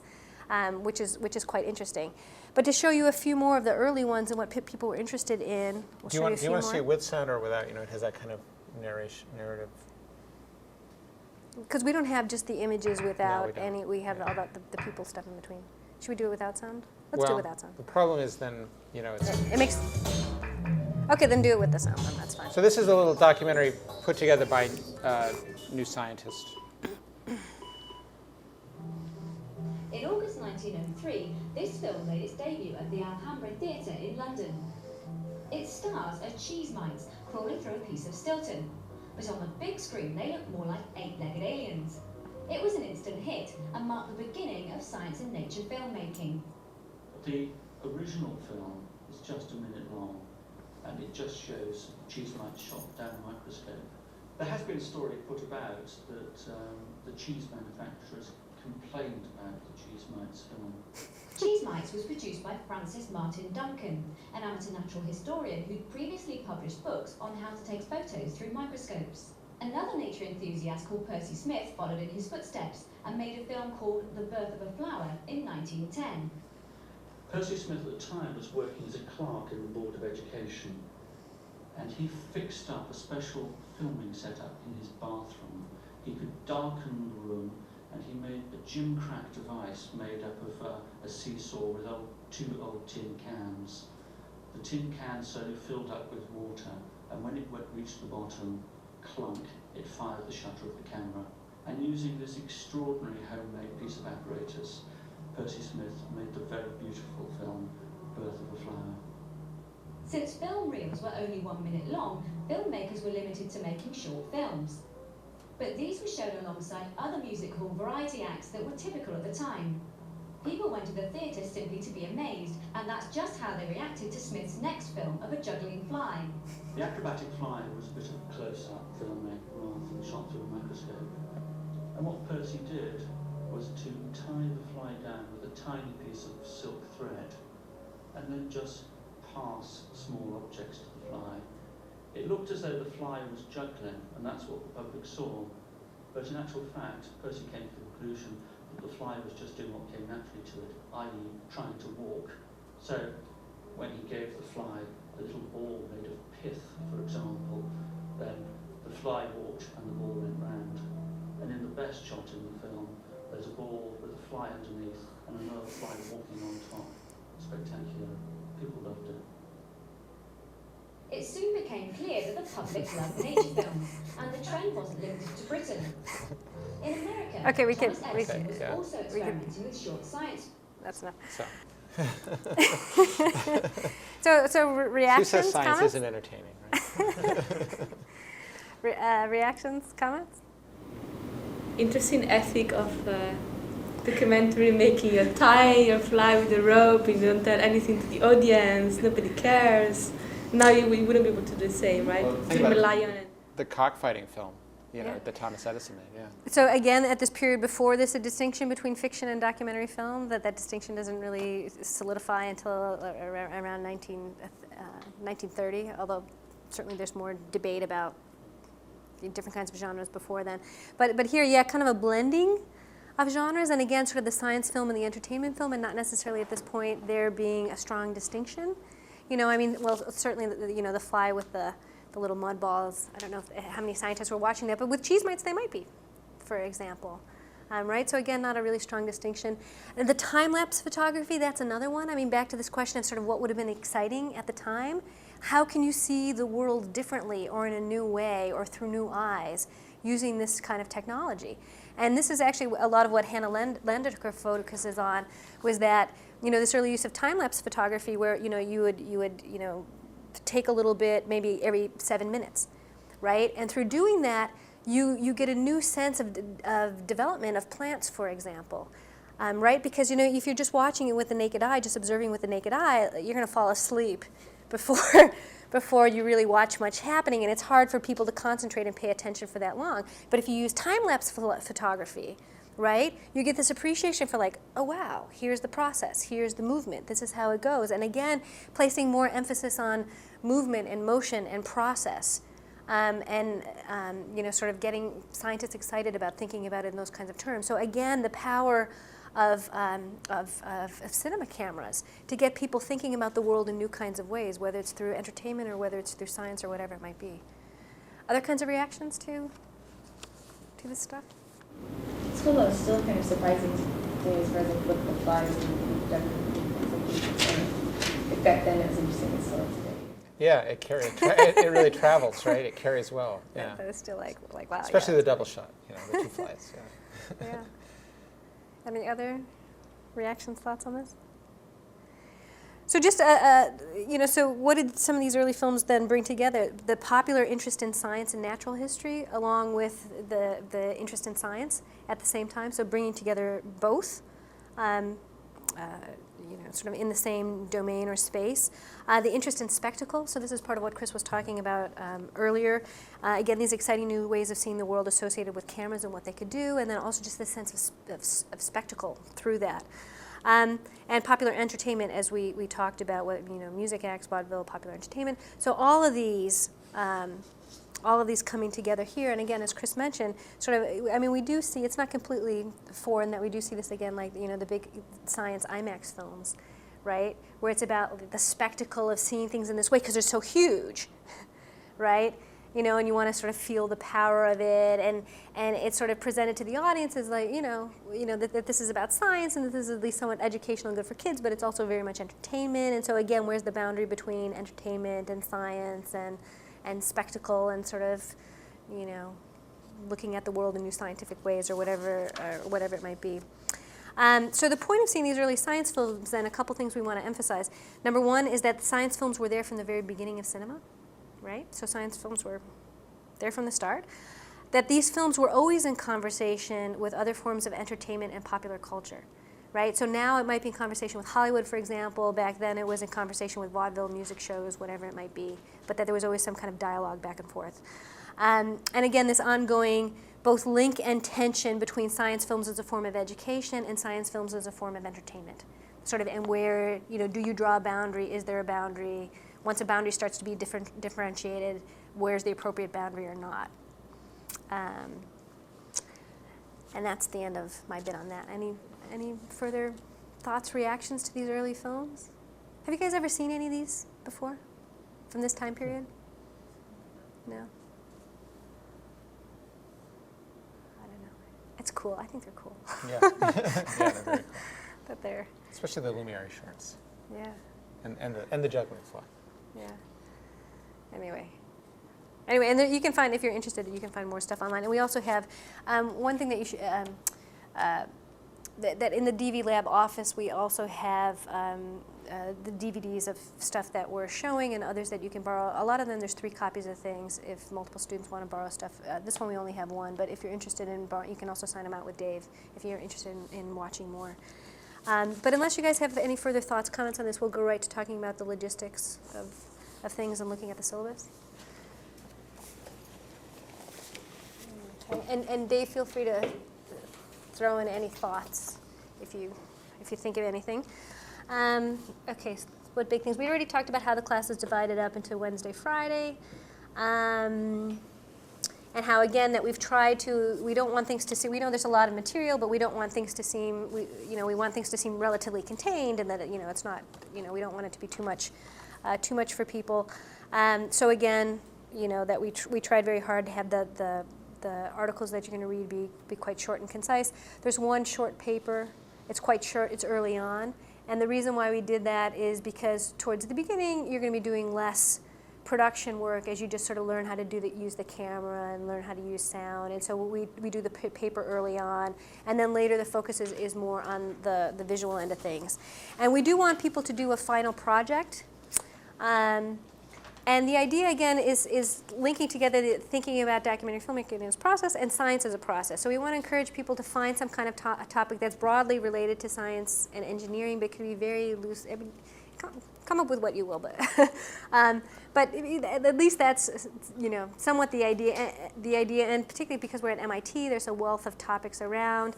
And towards the end, we can talk a little bit about some of the topics that students have made films on in the past, and ideas that there might be for things to do around. And this should be a good time again to mention that next Friday, February 11th. Do we have enough to pass this around? Yeah, we've got we've got 3, so at least 3 if anybody wants to. At the MIT Museum, there's going to be a screening of last year's DV Lab projects. And I would definitely, if you are available, if you can make it, I would definitely encourage you to come. It's a really wide range of films on many, many topics. And as Chris said, science and engineering very broadly defined. So there's a lot of really interesting stuff, and it'll give you a sense of what other people have done in this class.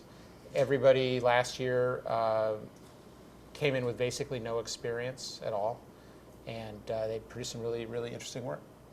And the final projects are short, so they range from, say, 2 minutes to 12 minutes. So they're not, we're not expecting a documentary at the end. And also with the students from last, we had, the class was slightly bigger than this, but it was still relatively small. I think we had 8 students, and 7 students kind of voluntarily they wanted to take another semester of the class, and we didn't have an advanced version of this class, which we're trying to work on for students who want to keep going further with it. And so they kind of all did it as an independent reading group. So I mean, right. So actually, the films that you would see next week are more evolved versions of what they turned in at the end of the semester last spring.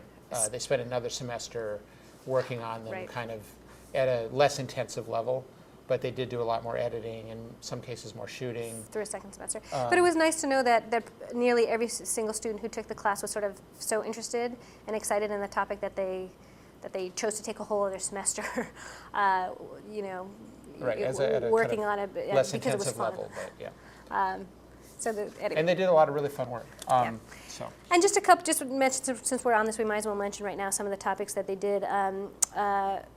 One student did one. She wanted to convey how the repetitive nature of lab work. So how do you convey the competitive nature of lab work without really boring your audience? So she kind of cut it in a really fun, fast, quick way. But the whole idea is to convey how repetitive tasks in a laboratory. And it's like a 2-minute piece, and it's really fun, and it's nice to watch. Totally different topic. Another student ended up doing, this is technology very loosely defined, she ended up doing a piece about Armenian puppet theater. She ended up going to Armenia over the summer. She got some money to do it, and she and a partner of hers ended up filming this some really beautiful footage of this puppet theater in Armenia, so she came back and made a piece about that. We had a Wellesley student who ended up doing what was called an edible garden at Wellesley, so it's thinking about sort of environmental issues, so science sort of that end. One of the other graduate students was following how trash circulated on campus, so from outside her dorm door to following it, how, into the following its way along campus.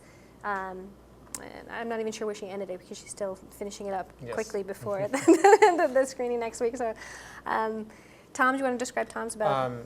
Another grad student in STS did a film about a controversy in a materials science lab over how to interpret images from atomic force microscopy instrumentation. So, this is imaging extremely small, nanoscale structures, things that are so small that actually the instruments are doing the interpreting, and you can't actually take an actual picture of something. You're only getting an interpolated version of what's there. And of course, so in that case, you're interpreting the image, just like actually, in a lot of ways watching a film. So it created this controversy within this lab with different people having different interpretations, which actually turned quite serious. And he did a film about that. It was a really interesting film. And Max, the undergraduate, did a short piece that's a portrait of a graduate student who works in a lab who's also a stand-up comic. So, and this was actually his earlier project had been, and I'm actually sorry he didn't finish the earlier project because the earlier project was really fun. Although this one's fun too. But the earlier one was he wanted to sort of work against images of sort of science students as geeks. And so he had this really funny introduction where he went around and he just did random interviews with people around Cambridge and in Boston about sort of like, what do you think about scientists and MIT students? And you get all these like stereotypes, and then he would kind of went around campus here and sort of tried to counter that, but in a very kind of funny, humorous way. So that was a fun piece. So he's got the short portrait of this scientist / stand-up comic that he's going to be showing. What else? Now I'm spacing out. Melissa's on West African cloth. She actually originally started out doing one about the way Africa was being represented in discussions about international development around campus at MIT. So that was the original project she started doing, and then the second one ended up being about West African cloth. So again, you can think of that as technology broadly defined. Janaya's earlier piece was on the Fab Lab. She interviewed a graduate student who is working on prosthetic pieces in India, but focusing on this person in their lab, so kind of a portrait of person in the lab. What else? Emily, another grad student, did a film about livestock competitions at a state fair, and it's got a lot of sort of very interesting kind of look at competitiveness and human-animal relationships, and again, it has a very sort of science, technology, and society sort of approach to an environmental approach to this event. Anyway, but so anyway, it definitely are worth checking out. It might be fun for you to see what they produced. But one thing that we should also say on the other side is we fully recognize that this is a difficult process, and as I said before, there's a steep learning curve. So there's a lot of resources to help you. There's the lab, there's Dave, there's me, there are our office hours, appointments. We will do our best to help you through the process, and it's really absorbing. Almost everyone gets really interested and engaged with what they're doing. But there are those disasters that happen. I mean, films don't work out either by accident or just sort of bad luck. Cameras break, or footage doesn't turn out, or what are you kicking me? But there is a bail. There is a way to bail, and that is we strongly discourage it. But there is you can. Write a paper about why your film isn't what you want it says, to be. yeah, and this is described, I believe in the syllabus we have a description of this. So, yeah, not to put put so much pressure on this. I mean, particularly since this is, I mean, a lot of what you're going to be doing early on is just sort of individual exercises, sort of as practice to get to know how to use the camera and the equipment. And then, this is largely this final project. So the idea is, again, because people, you know, a lot of people would not be having any prior experience, that if the video, and this is part of the learning process, right? If it doesn't come out quite the way that you want it to be, that's just part of the learning process, right? So what we wanted to do, so people don't have to worry about grades or other, because again, it's part of the process. You don't want to feel bad if it doesn't come out quite the way that you wanted it to come out. So what we wanted, what we do is we give people the option that if you don't like the way your final project came out, you can submit it along with a 5-page paper, where you talk about, you know, sort of what you were trying to do and why it didn't quite end up being the way that you wanted it to do, and we'll grade you on that and the amount of effort you put into it. So it's not instead of a film; it's Yeah. along with a film. It's kind of like, you know, you get to write a response to your own film. Yeah. If it's not, you know, if you feel like uncomfortable that, you know, something happened and you're afraid of, you know, being graded on it. And ultimately the grade is not, you know, we're not going to grade because, I mean, this is not the case in this class, but it could you know, conceivably the case in a class where somebody has a lot of experience and then you have other students who have none, and you can't compare the outcomes as being the same. So the focus in terms of grading for that final project is largely the amount of effort that you're going to put into it.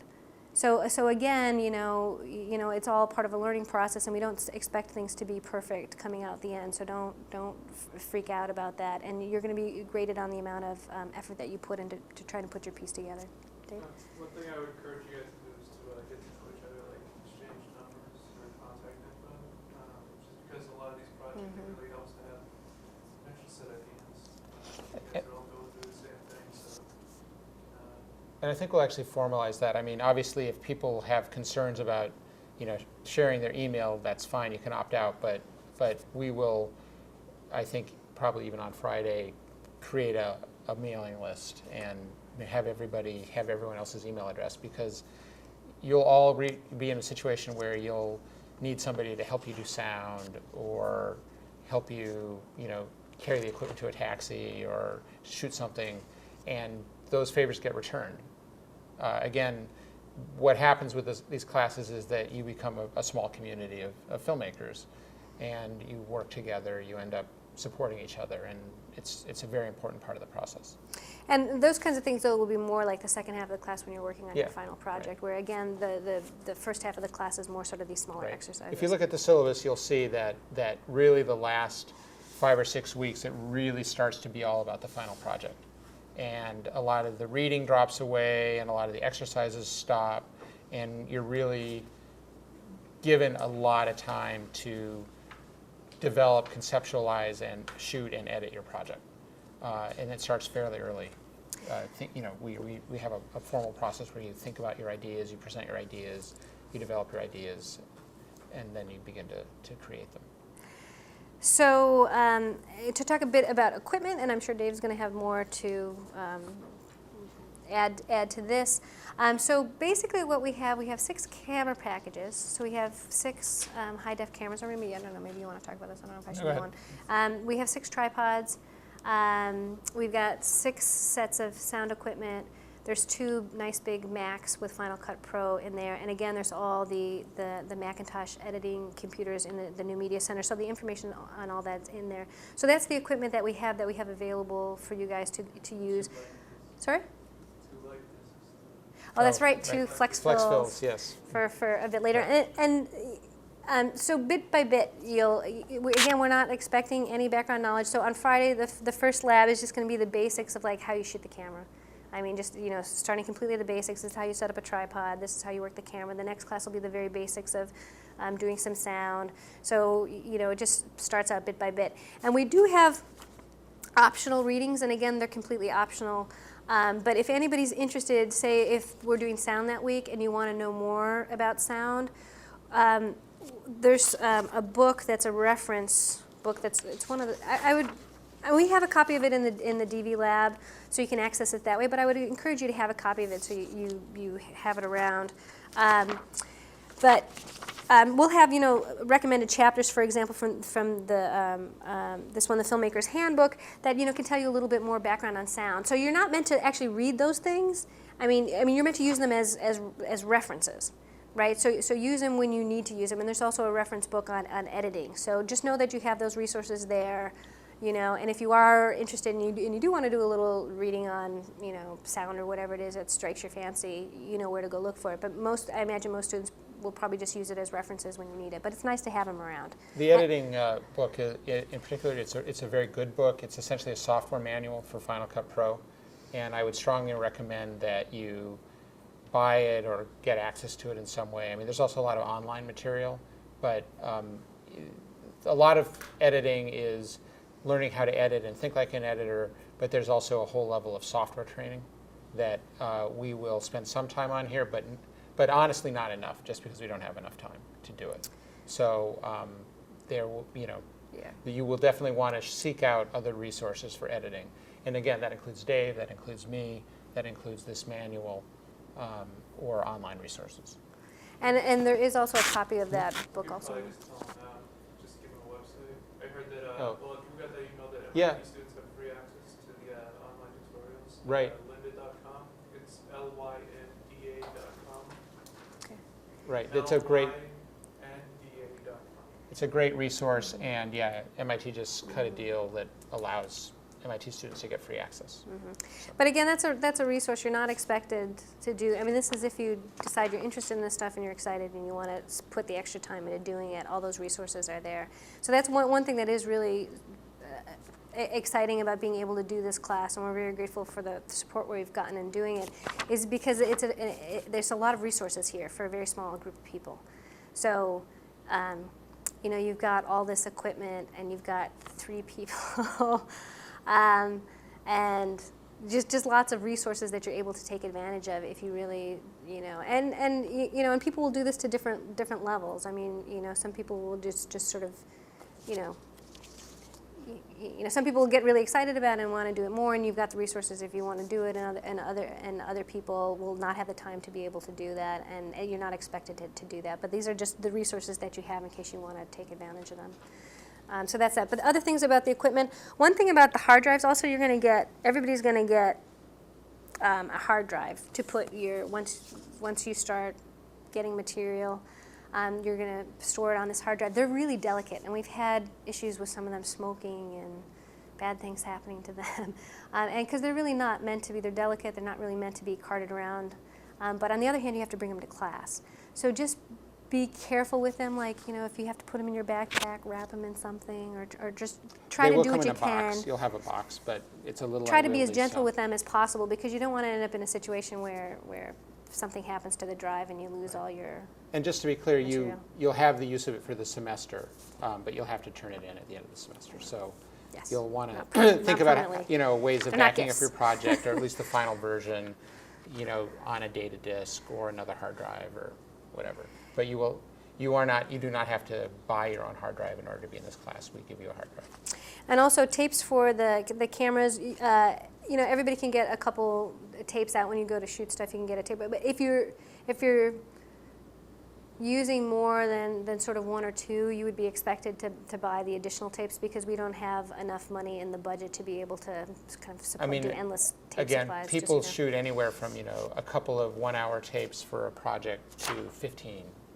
Depending it just on what you have depends time for, on what feel your like. ambition is and what your project is.